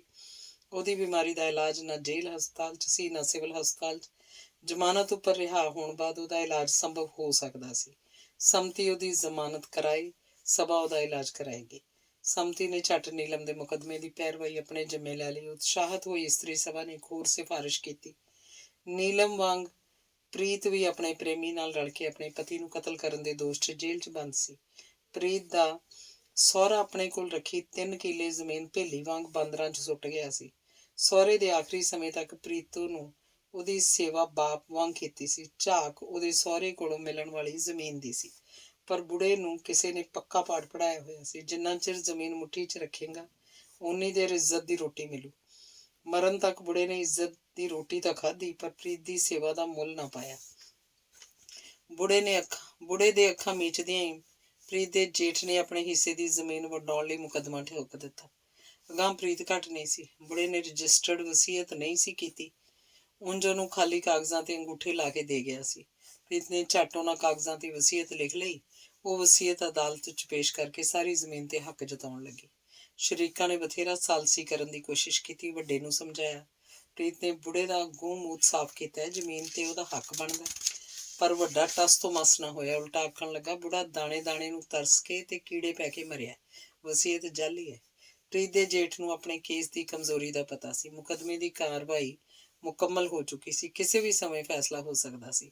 ਜ਼ਮੀਨ ਹੱਥੋਂ ਖੁੱਸਦੀ ਵੇਖ ਕੇ ਜੇਠ ਨੇ ਆਪਣੇ ਸਾਲਿਆਂ ਨਾਲ ਸਲਾਹ ਕੀਤੀ। ਸਾਲੇ ਆਏ ਦਿਨ ਪ੍ਰੀਤ ਨੂੰ ਧਮਕੀਆਂ ਦੇਣ ਲੱਗੇ, ਭਲੀ ਮਾਨਸੀ ਨਾਲ ਹਿੱਸਾ ਦੇ ਦੇ, ਨਹੀਂ ਦੋਹਾਂ ਜੀਆਂ ਦੇ ਡੱਕਰੇ ਕਰ ਦਿਆਂਗੇ। ਪ੍ਰੀਤ ਡਰਨ ਵਾਲੀ ਨਹੀਂ ਸੀ, ਦਲੇਰੀ ਨਾਲ ਉਹ ਫੈਸਲੇ ਦੀ ਉਡੀਕ ਕਰਨ ਲੱਗੀ।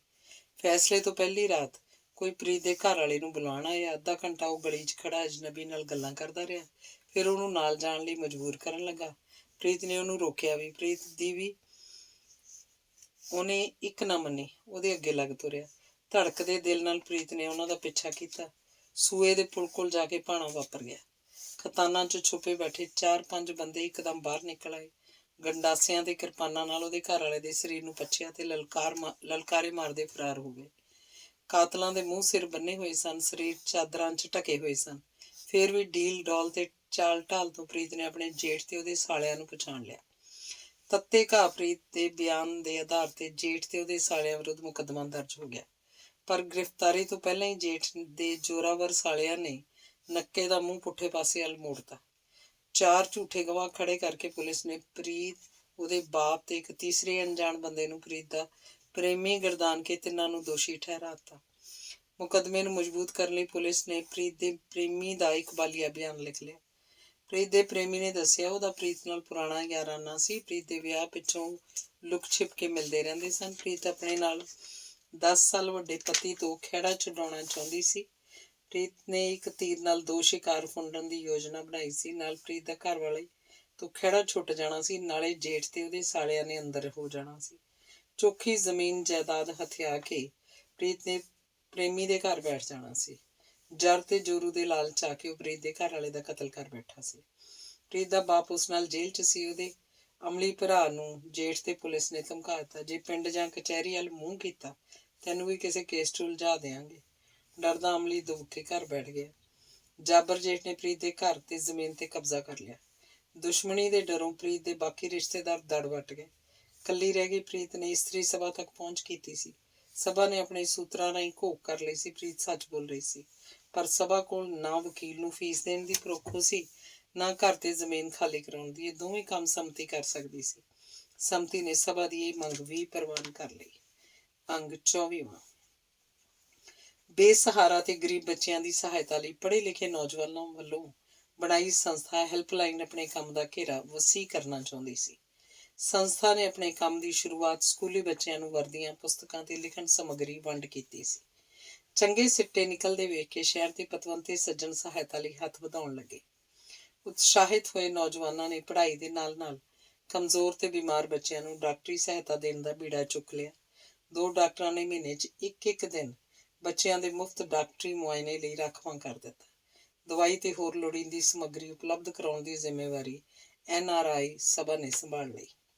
ਜਿਹੜੇ ਪੇਂਡੂ ਬੱਚਿਆਂ ਨੇ ਕਦੇ ਸ਼ਹਿਰ ਦਾ ਰੇਲਵੇ ਸਟੇਸ਼ਨ ਨਹੀਂ ਸੀ ਵੇਖਿਆ, ਉਹਨਾਂ ਨੂੰ ਪਹਾੜਾਂ ਦੀ ਸੈਰ ਕਰਾਉਣ ਲਈ ਗ੍ਰੀਨ ਟਰਾਂਸਪੋਰਟ ਕੰਪਨੀ ਨੇ ਆਏ ਮਹੀਨੇ ਇੱਕ ਬੱਸ ਭੇਜਣ ਦੀ ਜ਼ਿੰਮੇਵਾਰੀ ਲੈ ਲਈ। ਲੰਗਰ ਦਾ ਪ੍ਰਬੰਧ ਟਰੱਕ ਯੂਨੀਅਨ ਜ਼ਿੰਮੇ ਸੀ। ਪਿਛਲੇ ਕੁਝ ਸਮੇਂ ਤੋਂ ਹੈਲਪਲਾਈਨ ਵਾਲਿਆਂ ਨੂੰ ਇੱਕ ਨਵੀਂ ਸਮੱਸਿਆ ਨੇ ਘੇਰਿਆ ਹੋਇਆ ਸੀ।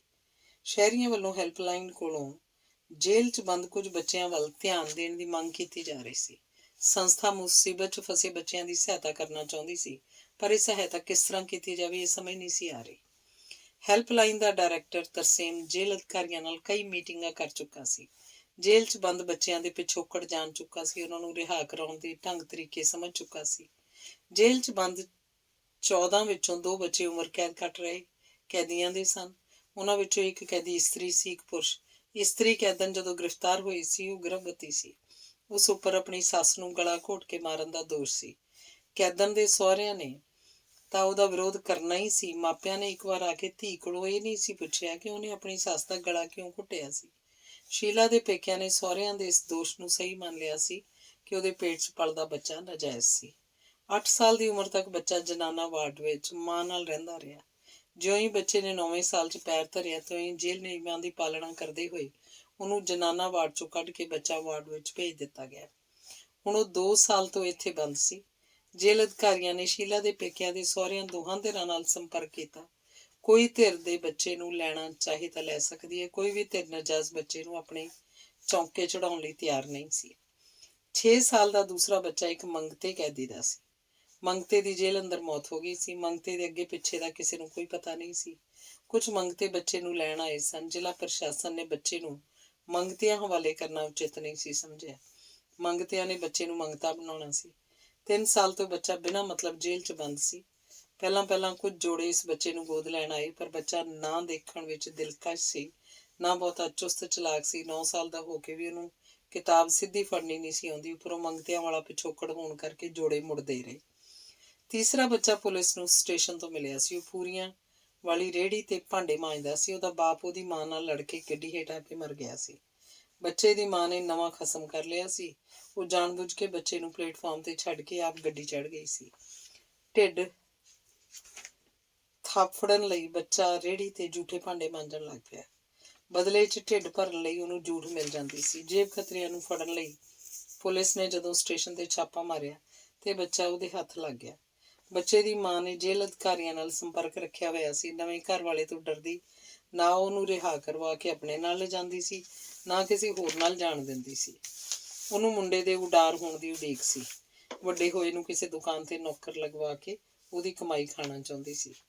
ਬਾਕੀ ਕੈਦੀ ਬੱਚਿਆਂ ਦੇ ਪਿਛੋਕੜ ਮੁਜਰਮਾਨਾ ਸਨ। ਕੋਈ ਚੋਰੀ ਕਰਦਾ ਫੜਿਆ ਗਿਆ, ਕੋਈ ਜੇਬਾਂ ਕੱਟਦਾ, ਕਿਸੇ ਨੂੰ ਜੂਆ ਖੇਡਣ ਦੀ ਲੱਤ ਸੀ, ਕਿਸੇ ਨੂੰ ਚਰਸ ਪੀਣ ਦੀ, ਕਿਸੇ ਦਾ ਬਾਪੂ ਚਾਕੂ ਮਾਰ ਸੀ, ਕਿਸੇ ਦੀ ਮਾਂ ਧੰਦਾ ਕਰਦੀ ਸੀ। ਹੈਲਪਲਾਈਨ ਨੂੰ ਪਹਿਲੇ 3 ਬੱਚਿਆਂ ਦਾ ਫਿਕਰ ਸੀ। ਵੱਧ ਚਿੰਤਾ ਇਸ ਗੱਲ ਦੀ ਸੀ ਕਿ ਉਹਨਾਂ ਨੂੰ ਪੇਸ਼ਾਵਰ ਮੁਜਰਮਾਂ ਨਾਲ ਰੱਖਿਆ ਜਾ ਰਿਹਾ ਸੀ। ਖਰਬੂਜੇ ਨੂੰ ਵੇਖ ਕੇ ਖਰਬੂਜਾ ਰੰਗ ਫੜ ਰਿਹਾ ਸੀ।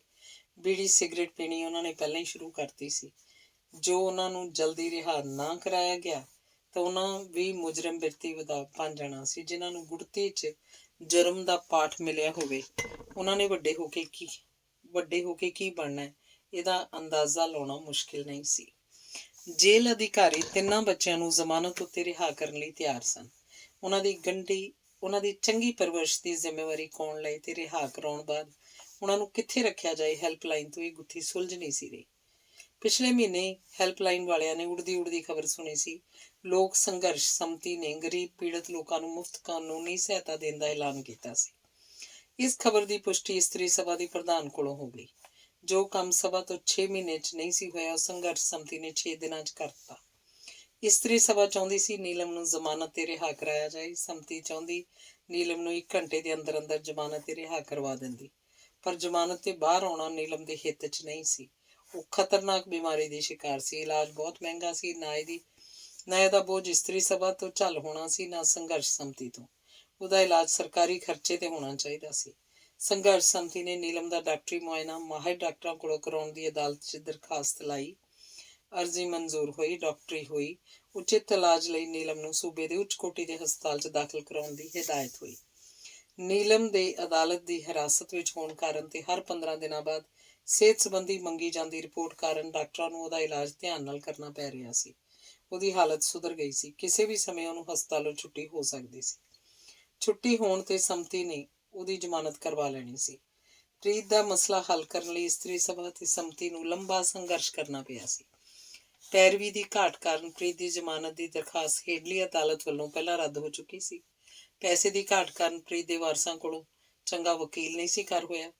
ਗੁੜ ਮੁਤਾਬਕ ਮਿੱਠਾ ਹੋਣਾ ਸੀ। ਨਵੇਂ ਵਕੀਲ ਕੋਲੋਂ ਕਾਨੂੰਨੀ ਨੁਕਤੇ ਉਠਾ ਨਹੀਂ ਸੀ ਹੋਈ। ਜੇਠ ਦੇ ਵਕੀਲ ਨੇ ਉਹਨੂੰ ਦਬਾ ਲਿਆ ਸੀ।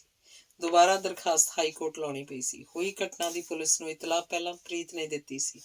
ਮਰਨ ਵਾਲਾ ਉਹਦਾ ਪਤੀ ਸੀ। ਤੀਜੇ ਮੁਲਜ਼ਮ ਦਾ ਪ੍ਰੀਤ ਦਾ ਪ੍ਰੇਮੀ ਹੋਣ ਦਾ ਕੋਈ ਸਬੂਤ ਮਿਸਲ ਤੇ ਨਹੀਂ ਸੀ। ਨਾ 3 ਮੁਲਜ਼ਮਾਂ ਵਿਚਕਾਰ ਘੜੀ ਸਾਜ਼ਿਸ਼ ਦਾ ਕੋਈ ਸਬੂਤ ਸੀ। ਪੁਲਿਸ ਨੇ 2 ਝੂਠੇ ਬਿਆਨ ਲਿਖ ਕੇ ਪ੍ਰੀਤ ਦੇ ਜੇਠ ਤੇ ਉਹਦੇ ਸਾਲਿਆਂ ਨੂੰ ਬੇਕਸੂਰ ਠਹਿਰਾ ਦਿੱਤਾ ਸੀ ਤੇ ਪ੍ਰੀਤ ਹੋਰਾਂ ਨੂੰ ਮੁਲਜ਼ਮ ਬਣਾ ਦਿੱਤਾ ਸੀ। ਮ੍ਰਿਤਕ ਦੇ ਅਸਲੀ ਕਾਤਲ ਕੌਣ ਹਨ, ਇਸ ਬਾਰੇ ਦੋ ਪੱਖ ਸਨ।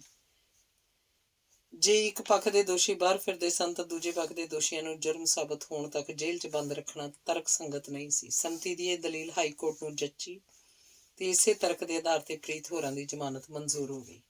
ਜੇਲ੍ਹੋਂ ਬਾਹਰ ਨਿਕਲਦਿਆਂ ਪ੍ਰੀਤ ਨੂੰ ਨਵੀਂ ਸਮੱਸਿਆ ਨੇ ਆ ਘੇਰਿਆ। ਉਹ ਜਾਵੇ ਤਾਂ ਕਿੱਥੇ?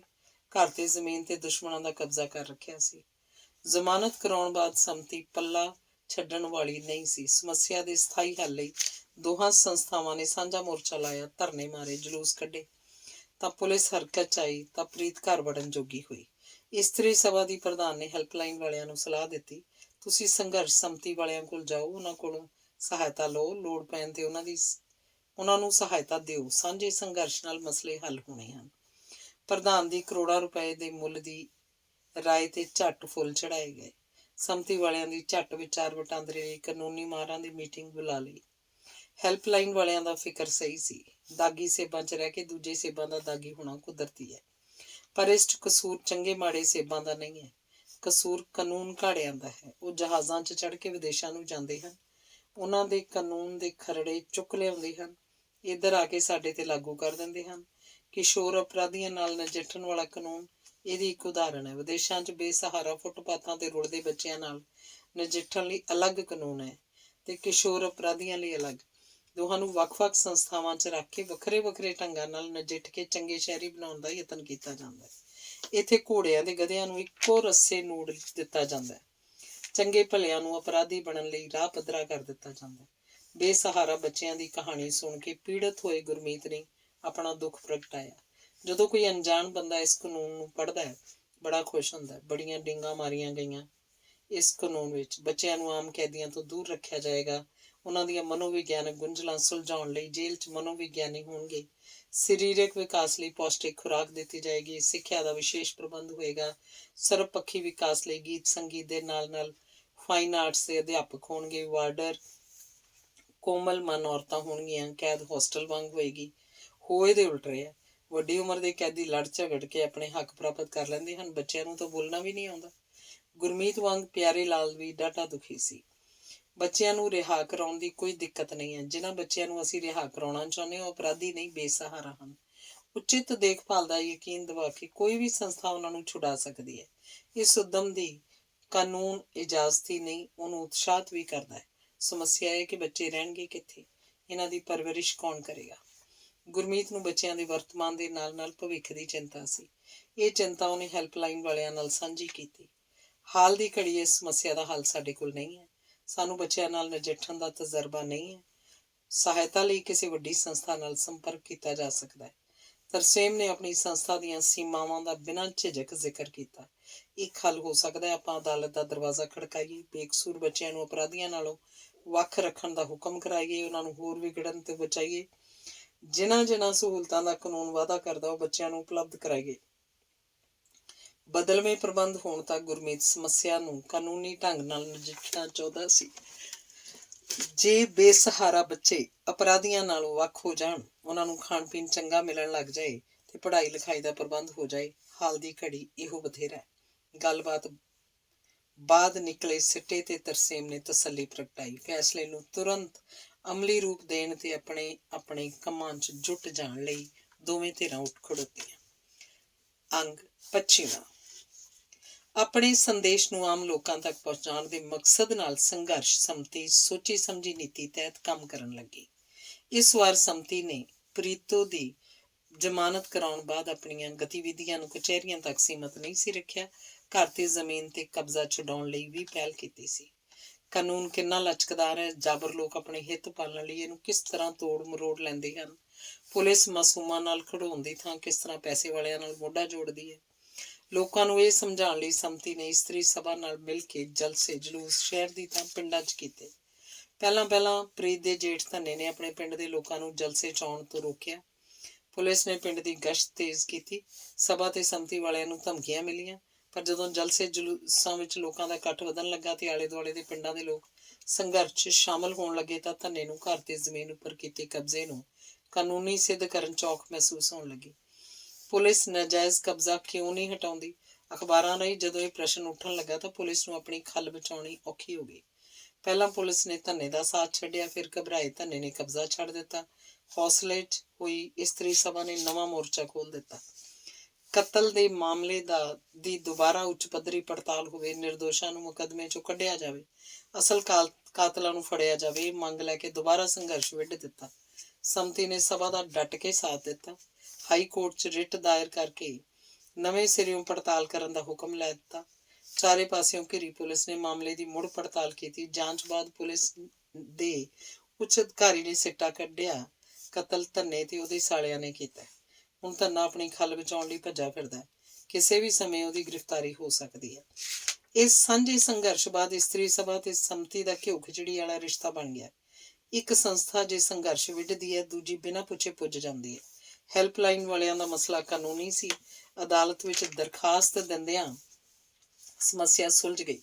ਬੇਸਹਾਰਾ ਬੱਚਿਆਂ ਨੂੰ ਕਿਸ਼ੋਰ ਅਪਰਾਧੀਆਂ ਨਾਲੋਂ ਵੱਖ ਕਰ ਦਿੱਤਾ ਗਿਆ, ਨਾਲੇ ਵੱਧ ਸਹੂਲਤਾਂ ਦੇਣ ਦਾ ਹੁਕਮ ਹੋ ਗਿਆ। ਨੌਜਵਾਨ ਤਬਕਾ ਸੰਮਤੀ ਦਾ ਅਹਿਸਾਨਮੰਦ ਹੋ ਗਿਆ। ਚੌਥਾ ਦਰਜਾ ਕਰਮਚਾਰੀਆਂ ਦੀ ਜਥੇਬੰਦੀ ਨੂੰ ਜਦੋਂ ਕਾਨੂੰਨੀ ਸਹਾਇਤਾ ਦੀ ਜ਼ਰੂਰਤ ਪਈ ਤਾਂ ਹੈਲਪਲਾਈਨ ਵਾਲਿਆਂ ਨੇ ਉਹਨਾਂ ਦੀ ਬਾਂਹ ਸੰਮਤੀ ਵਾਲਿਆਂ ਨੂੰ ਫੜਾ ਦਿੱਤੀ। ਜਥੇਬੰਦੀ ਦਾ ਇੱਕ ਮੈਂਬਰ ਸਿਵਲ ਹਸਪਤਾਲ 'ਚ ਸੇਵਾਦਾਰ ਸੀ। ਪਿਛਲੇ ਮਹੀਨੇ ਹਸਪਤਾਲ ਦੇ ਮੁਖੀ ਡਾਕਟਰ ਨੇ ਫੂਡ ਇੰਸਪੈਕਟਰ ਨੂੰ ਨਾਲ ਲੈ ਕੇ ਖਾਣ ਪੀਣ ਵਾਲੀਆਂ ਚੀਜ਼ਾਂ ਦੇ ਨਮੂਨੇ ਭਰਨ ਦੀ ਮੁਹਿੰਮ ਛੇੜੀ ਸੀ। ਬਹੁਤੀਆਂ ਥਾਵਾਂ ਤੋਂ ਪਹਿਲਾਂ ਹੀ ਬਜਵਾ ਮਹੀਨਾ ਹੁੰਦਾ ਸੀ। ਉਹਨਾਂ ਦੁਕਾਨਦਾਰਾਂ ਨੂੰ ਫੂਡ ਇੰਸਪੈਕਟਰ ਨੇ ਆਪਣੇ ਆਉਣ ਦੀ ਸੂਚਨਾ ਪਹਿਲਾਂ ਦੇ ਦਿੱਤੀ। ਆਨੇ ਬਹਾਨੇ ਦੁਕਾਨਾਂ ਬੰਦ ਕਰਕੇ ਉਹ ਟੀਮ ਦੇ ਦਫ਼ਤਰ ਨਿਕਲਣ ਤੋਂ ਪਹਿਲਾਂ ਖਿਸਕ ਗਏ। ਕੁਝ ਨਾਲ ਮੌਕੇ ਤੇ ਲੈਣ ਦੇਣ ਹੋ ਗਿਆ। ਜਿਨ੍ਹਾਂ ਨੂੰ ਅਫਸਰਾਂ ਨਾਲ ਗੱਲ ਕਰਨ ਦੀ ਜਾਂਚ ਨਹੀਂ ਸੀ, ਉਹਨਾਂ ਦੀਆਂ ਚੀਜ਼ਾਂ ਦੇ ਨਮੂਨੇ ਭਰੇ ਗਏ। ਨਮੂਨੇ ਭਰਨ ਨਿਕਲੀ ਟੀਮ ਦਾ ਮਕਸਦ ਸਿਹਤ ਲਈ ਹਾਨੀਕਾਰਕ ਚੀਜ਼ਾਂ ਵਿਕਣੀਆਂ ਬੰਦ ਕਰਾਉਣਾ ਨਹੀਂ ਸੀ। ਅਫਸਰਾਂ ਦਾ ਮੁੱਖ ਉਦੇਸ਼ ਲੋਕਾਂ ਨੂੰ ਡਰਾਉਣਾ ਧਮਕਾਉਣਾ, ਜਿਹੜਾ ਮਹੀਨਾ ਨਹੀਂ ਦਿੰਦੇ ਉਹਨਾਂ ਨੂੰ ਸਬਕ ਸਿਖਾਉਣਾ ਤੇ ਆਪਣੀਆਂ ਜੇਬਾਂ ਭਰਨਾ ਸੀ। ਨਾਲੇ ਮਹਿਕਮੇ ਵੱਲੋਂ ਨਿਸ਼ਚਿਤ ਕੋਟੇ ਤੇ ਨਮੂਨੇ ਭਰ ਕੇ ਖਾਨਾ ਪੂਰਤੀ ਕਰਨਾ ਸੀ। ਟੀਮ ਦੇ ਸਾਰੇ ਮੈਂਬਰ ਆਪਣਾ ਇਹ ਫਰਜ਼ ਬਾਖੂਬੀ ਨਿਭਾ ਰਹੇ ਸਨ। ਅਣਜਾਣ ਪੁਣੇ 'ਚ ਜਿਹੜੇ ਦੁਕਾਨਦਾਰਾਂ ਨੇ ਨਮੂਨੇ ਭਰਾ ਲਏ, ਉਹਨਾਂ ਨੂੰ ਇਸ ਖੱਜਲ ਖੁਆਰੀ 'ਚੋਂ ਨਿਕਲਣ ਦੇ ਢੰਗ ਤਰੀਕੇ ਟੀਮ ਦੇ ਮੈਂਬਰ ਹੀ ਸਮਝਾਉਣ ਲੱਗੇ। ਫੀਸ ਦੇ ਨਮੂਨੇ ਜਾਂਦੇ ਹੋਏ ਨਾਲੇ 'ਚ ਸੁੱਟ ਦਾਂਗੇ। ਕਿਸੇ ਦੁਕਾਨਦਾਰ ਨੂੰ ਇਹ ਗੁਰ ਦੱਸਿਆ ਗਿਆ। ਪਹਿਲਾਂ ਆਪਣੀ ਚੀਜ਼ ਪ੍ਰਾਈਵੇਟ ਲੈਬੋਰਟਰੀ 'ਚ ਟੈਸਟ ਕਰਵਾ ਲੈ, ਜਦੋਂ ਪਾਸ ਹੋ ਜਾਏ ਲੈ ਆਈ, ਮਾਲ ਬਦਲ ਦੇਵਾਂਗੇ, ਨਮੂਨੇ ਆਪੇ ਪਾਸ ਹੋ ਕੇ ਆਉਣਗੇ। ਕਿਸੇ ਦੁਕਾਨਦਾਰ ਨੂੰ ਇਹ ਤਰੀਕਾ ਦੱਸਿਆ ਗਿਆ। ਡਾਕਟਰ ਨੇ ਦੁਕਾਨਦਾਰਾਂ ਨੂੰ ਰਾਇਤਾਂ ਵੀ ਨਿਹੰਗਾਂ ਵਾਲੀਆਂ ਦਿੱਤੀਆਂ। ਹਰ ਦੁਕਾਨਦਾਰ ਤੋਂ 5000 ਮੰਗਿਆ ਗਿਆ। ਜਾਂਦੇ ਚੋਰ ਦੀ ਲੰਗੋਟੀ ਸਮਝ ਕੇ ਲੈ 200 ਵੀ ਲਿਆ। ਨੀਨਾ ਅਚਾਰ ਫੈਕਟਰੀ 'ਚ ਗੱਲਬਾਤ ਕੁਝ ਜ਼ਿਆਦਾ ਲਟਕ ਗਈ। ਨੀਨਾ ਇੱਕ ਫੈਕਟਰੀ ਦੀ ਮਾਲਕ ਦਾ ਨਾਂ ਸੀ। ਉਹਦਾ ਪਤੀ ਪਾਪੜ ਵੜੀਆਂ ਦਾ ਕੰਮ ਕਰਦਾ ਸੀ। ਸ਼ਹਿਰ 'ਚ ਉਹਦੀ ਚੰਗੀ ਪੜਤ ਸੀ। ਪਿਛਲੇ ਸਾਲ ਇੱਕ ਐਕਸੀਡੈਂਟ ਵਿੱਚ ਉਹਦੀ ਮੌਤ ਹੋ ਗਈ। 6 ਮਹੀਨੇ ਘਰ ਬੈਠੀ ਨੀਨਾ ਰੋਂਦੀ ਕੁਰਲਾਉਂਦੀ ਰਹੀ। ਜਦੋਂ ਚੁੱਲ੍ਹਾ ਮਗਦਾ ਰੱਖਣ 'ਚ ਦਿੱਕਤ ਆਉਣ ਲੱਗੀ ਤਾਂ ਭੈਣ ਭਰਾਵਾਂ ਤੇ ਪਤੀ ਦੇ ਦੋਸਤਾਂ ਮਿੱਤਰਾਂ ਨੇ ਸਮਝਾਇਆ ਕੁਝ ਕਰਨਾ ਪਏਗਾ। ਨੀਨਾ ਦੇ ਜੀਜੇ ਦੀ ਪੰਚਕੂਲੇ ਅਚਾਰ ਦੀ ਫੈਕਟਰੀ ਸੀ। ਆਪਣੇ ਮਿਸਤਰੀ ਭੇਜ ਕੇ ਉਹਨੇ ਅਚਾਰ ਦੀ ਫੈਕਟਰੀ ਚਾਲੂ ਕਰਵਾ ਦਿੱਤੀ। ਪੁਰਾਣੇ ਦੁਕਾਨਦਾਰ ਗਾਹਕਾਂ ਨੇ ਮੁਲਾਜ਼ਾ ਨਿਭਾਇਆ। ਬਾਕੀ ਦੇ ਅਚਾਰ ਮੰਗਵਾਉਣੇ ਬੰਦ ਕਰਕੇ ਉਹਨਾਂ ਨੇ ਨੀਨਾ ਫੈਕਟਰੀ ਦਾ ਅਚਾਰ ਵੇਚਣਾ ਸ਼ੁਰੂ ਕਰ ਦਿੱਤਾ। ਨਾਲੇ ਸਲਾਹ ਦਿੱਤੀ, ਕੁੜੀਏ ਜੇ ਸਹੀ ਅਰਥਾਂ 'ਚ ਕਾਮਯਾਬ ਹੋਣਾ ਤਾਂ ਮਾਲ ਦੀ ਕੁਆਲਿਟੀ ਬਣਾਈ ਰੱਖੀ। ਨੀਨਾ ਨੇ ਗੱਲ ਲੜ ਬੰਨ੍ਹ ਲਈ। ਨੀਨਾ ਨੂੰ ਯਕੀਨ ਸੀ ਇੰਸਪੈਕਟਰ ਚਾਹੇ ਸਾਰੇ ਅਚਾਰਾਂ ਦੇ ਨਮੂਨੇ ਭਰ ਲਏ, ਸਭ ਪਾਸ ਹੋਣਗੇ, ਪਰ ਇੰਸਪੈਕਟਰ ਨੂੰ ਮਾਲ ਦੀ ਕੁਆਲਿਟੀ ਨਾਲ ਮਤਲਬ ਨਹੀਂ ਸੀ। ਉਹਨੂੰ ਮਹੀਨਾ ਚਾਹੀਦਾ ਸੀ। ਉਹ ਹੈਰਾਨ ਸੀ। 6 ਮਹੀਨੇ ਤੋਂ ਫੈਕਟਰੀ ਚੱਲ ਰਹੀ ਸੀ, ਉਹਨੂੰ ਪਤਾ ਤੱਕ ਨਹੀਂ ਸੀ ਲੱਗਾ। ਨੀਨਾ ਨੂੰ ਸਬਕ ਸਿਖਾਉਣ ਲਈ ਉਹਨੇ 4 ਨਮੂਨੇ ਭਰ ਲਏ। ਨਾਲ ਨੀਨਾ ਦੇ ਭੋਲੇਪਨ ਤੇ ਤਰਸ ਆਇਆ। ਨੀਨਾ ਦਾ ਭਰਮ ਦੂਰ ਕਰਨ ਲਈ ਉਹਨੇ ਸਮਝਾਇਆ, ਕੁੜੀਏ ਮਾਲ ਤੇ ਹੰਕਾਰ ਨਾ ਕਰੀ। ਨਮੂਨੇ ਟੈਸਟ ਕਰਨ ਵਾਲੇ ਰਾਜਾ ਹਰੀਸ਼ ਚੰਦਰ ਨਹੀਂ ਹਨ, ਉਹਨਾਂ ਦੇ ਵੀ ਪੇਟ ਲੱਗੇ ਹੋਏ ਨੇ। ਨਮੂਨੇ ਉਹ ਪਾਸ ਹੋਣਗੇ ਜਿਹੜੇ ਅਸੀਂ ਪਾਸ ਕਰਾਵਾਂਗੇ, ਬਾਕੀ ਫੇਲ ਹੋ ਕੇ ਆਉਣਗੇ। ਅੜੀ ਛੱਡ ਤੇ ਗੱਲ ਕਰ। ਗੱਲ ਨੀਨਾ ਦੀ ਸਮਝ ਆ ਗਈ। ਉਹਨੇ ਗੱਲਾਂ ਫਰੋਲਿਆ। ਗੱਲੇ 'ਚੋਂ 700-800 ਰੁਪਇਆ ਸੀ। ਸਾਰੀ ਰਕਮ ਫੂਡ ਇੰਸਪੈਕਟਰ ਦੇ ਹਵਾਲੇ ਕਰਤੀ। ਇਸ ਨਾਲ ਕੀ ਬਣਨਾ ਹੈ? 1000 ਰੁਪਏ ਮਹੀਨੇ ਦੇ ਹਿਸਾਬ ਨਾਲ 6000 ਪਿਛਲਾ, ਅਗਲੀ ਤਿਮਾਹੀ ਦਾ 3000 ਪੇਸ਼ਗੀ।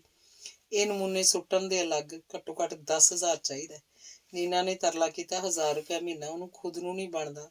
ਇੰਸਪੈਕਟਰ ਅੜਿਆ ਰਿਹਾ, ਕਹਿੰਦਾ 300 ਰੁਪਇਆ ਮਹੀਨਾ ਚਾਹ ਦੀ ਰੇਹੜੀ ਲਾਉਣ ਵਾਲੇ ਭਈਏ ਤੋਂ ਲਈਦਾ ਹੈ, 500 ਰੁਪਇਆ ਝੁੱਗੀਆਂ ਝੌਂਪੜੀਆਂ ਵਾਲਿਆਂ ਵਿਚਲੀਆਂ ਕਰਿਆਣੇ ਦੀਆਂ ਦੁਕਾਨਾਂ ਵਾਲਿਆਂ ਤੋਂ। ਤੇਰੀ ਫੈਕਟਰੀ ਤੋਂ ਘੱਟੋ ਘੱਟ 1000 ਰੁਪਇਆ ਮਹੀਨਾ ਚਾਹੀਦਾ ਹੈ। ਘਬਰਾਈ ਨੀਨਾ ਇੰਸਪੈਕਟਰ ਦੀ ਗੱਲ ਮੰਨ ਗਈ। ਦੋਵਾਂ ਧਿਰਾਂ 'ਚ ਤੈਅ ਹੋਇਆ, ਹਫ਼ਤੇ ਦੇ ਅੰਦਰ ਅੰਦਰ ਨੀਨਾ ਉਹਨੂੰ ਬਾਕੀ ਦੀ ਰਕਮ ਦੇ ਦੇਗੀ। ਪੈਸੇ ਪੂਰੇ ਹੋਣ ਤੇ ਟੀਮ ਭਰੇ ਨਮੂਨਿਆਂ ਨੂੰ ਵਾਪਸ ਕਰ ਦੇਗੀ। ਅੱਗੇ ਤੋਂ ਟੀਮ ਫੈਕਟਰੀ ਵੱਲ ਮੂੰਹ ਨਹੀਂ ਕਰੇਗੀ।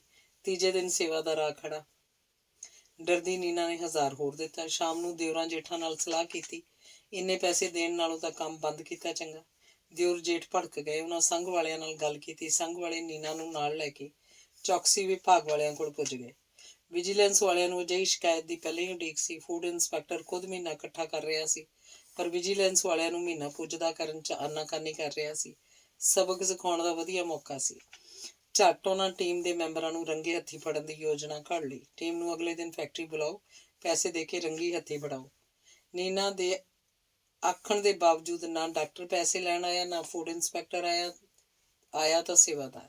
ਨੀਨਾ ਨੇ ਵਿਜੀਲੈਂਸ ਵਾਲਿਆਂ ਨੂੰ ਬਥੇਰਾ ਸਮਝਾਇਆ, ਸੇਵਾਦਾਰ ਨੂੰ ਨਾ ਫੜੋ, ਪਰ ਉਹਨਾਂ ਨੇ ਇੱਕ ਨਾ ਮੰਨੀ। ਚੌਕਸੀ ਵਿਭਾਗ ਦੀ ਇੱਕ ਟੀਮ ਨੇ ਇੱਧਰ ਸੇਵਾਦਾਰ ਨੂੰ ਫੜਿਆ, ਉੱਧਰ ਦੂਜੀ ਟੀਮ ਨੇ ਡਾਕਟਰ ਦੀ ਕੋਠੀ ਛਾਪਾ ਮਾਰਤਾ। ਡਾਕਟਰ ਹਸਪਤਾਲ ਸੀ, ਉੱਥੋਂ ਫਰਾਰ ਹੋ ਗਿਆ। ਡਾਕਟਰ ਕਾਬੂ ਨਾ ਆਇਆ, ਪਰ ਖਾਨਾ ਤਲਾਸ਼ੀ ਤੋਂ ਢੇਰ ਸਾਰੀ ਨਗਦੀ, ਵਿਕਾਸ ਪੱਤਰ, ਬੈਂਕਾਂ ਦੀਆਂ ਕਾਪੀਆਂ, ਕੋਠੀਆਂ ਤੇ ਜ਼ਮੀਨਾਂ ਦੀਆਂ ਰਜਿਸਟਰੀਆਂ ਹੱਥ ਲੱਗ ਗਈਆਂ। ਅਗਲੇ ਦਿਨ ਅਖਬਾਰਾਂ 'ਚ ਡਾਕਟਰ ਦੇ ਘਰੋਂ ਫੜੇ ਸਮਾਨ ਦੀ ਸੂਚੀ ਛਪੀ। ਫੜੀ ਨਕਦੀ ਤੇ ਜ਼ਮੀਨ ਜਾਇਦਾਦ ਦਾ ਮੁੱਲ 1 ਕਰੋੜ ਤੋਂ ਵੱਧ ਅੰਗਿਆ ਗਿਆ।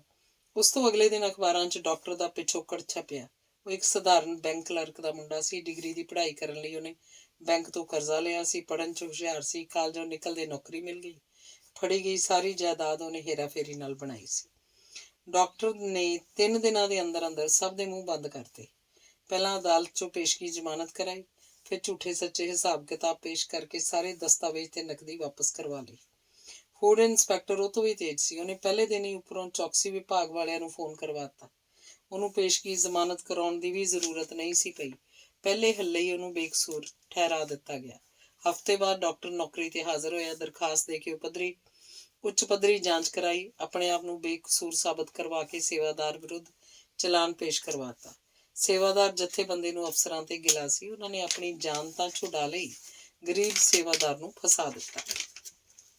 ਉਹ ਪੁੱਛ ਰਹੇ ਸਨ, ਸੇਵਾਦਾਰ ਦੀ ਫੀਸ 5000 ਰੁਪਏ ਹੁੰਦੀ ਹੈ। ਸੇਵਾਦਾਰ ਨੇ ਇੰਨੀ ਵੱਡੀ ਰਕਮ ਲੈ ਕੇ ਨੀਨਾ ਦਾ ਕੀ ਫਾਇਦਾ ਕਰਨਾ ਸੀ?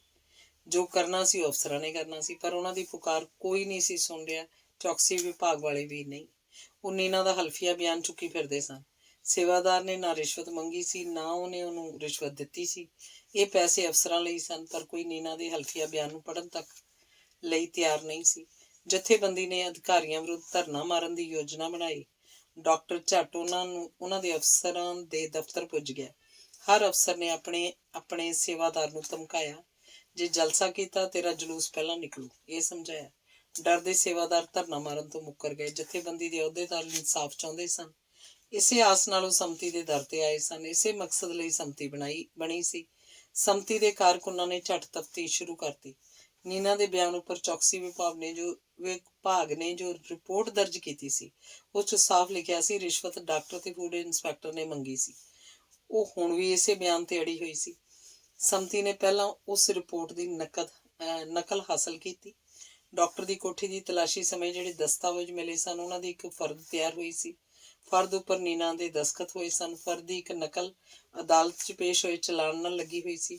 ਉਹਦੀ ਨਕਲ ਹਾਸਲ ਕੀਤੀ ਗਈ। ਫਿਰ ਡਾਕਟਰ ਦੇ ਬੈਂਕ ਅਕਾਊਂਟ ਦੀਆਂ ਨਕਲਾਂ ਹਾਸਲ ਕੀਤੀਆਂ ਗਈਆਂ। ਡਾਕਟਰ ਵੱਲੋਂ ਖਾਤਿਆਂ 'ਚ ਜਮ੍ਹਾਂ ਕਰਾਏ ਗਏ ਪੈਸਿਆਂ ਦਾ ਵੇਰਵਾ ਪ੍ਰਾਪਤ ਕੀਤਾ ਗਿਆ। ਫਿਰ ਜ਼ਮੀਨਾਂ, ਕੋਠੀਆਂ ਦੀਆਂ ਰਜਿਸਟਰੀਆਂ ਦੀਆਂ ਨਕਲਾਂ ਹਾਸਲ ਕੀਤੀਆਂ ਗਈਆਂ। ਇਹਨਾਂ ਦਾ ਮੁੱਲ ਪਵਾਇਆ ਗਿਆ। ਡਾਕਟਰ ਦੇ ਪਿਛੋਕੜ ਦੀ ਜਾਂਚ ਚੌਕਸੀ ਵਿਭਾਗ ਪਹਿਲਾਂ ਹੀ ਕਰ ਚੁੱਕਾ ਸੀ। ਫਿਰ ਡਾਕਟਰ ਕੋਲ ਕਰੋੜਾਂ ਦੀ ਸੰਮਤੀ ਕਿੱਥੋਂ ਆਈ? ਸੇਵਾਦਾਰਾਂ ਦੀ ਜਥੇਬੰਦੀ ਨਾਲ ਮਿਲ ਕੇ ਜਲਸੇ ਜਲੂਸਾਂ ਰਾਹੀਂ ਸੰਮਤੀ ਚੌਕਸੀ ਵਿਭਾਗ ਕੋਲੋਂ ਪੁੱਛਣ ਲੱਗੀ।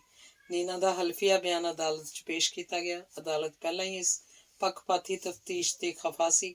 ਹਲਫੀਆ ਬਿਆਨ ਦੇ ਆਧਾਰ ਤੇ ਝੱਟ ਸੇਵਾਦਾਰ ਨੂੰ ਬੇਕਸੂਰ ਕਰਾਰ ਦਿੱਤਾ ਗਿਆ। ਨਾਲ ਚੌਕਸੀ ਵਿਭਾਗ ਨੂੰ ਹਦਾਇਤ ਹੋਈ, ਡਾਕਟਰ ਤੇ ਫੂਡ ਇੰਸਪੈਕਟਰ ਦੀਆਂ ਜਾਇਦਾਦਾਂ ਤੇ ਨਕਦੀ ਦੇ ਵੇਰਵੇ ਮਹੀਨੇ ਦੇ ਅੰਦਰ ਅੰਦਰ ਅਦਾਲਤ 'ਚ ਪੇਸ਼ ਕੀਤੇ ਜਾਣ।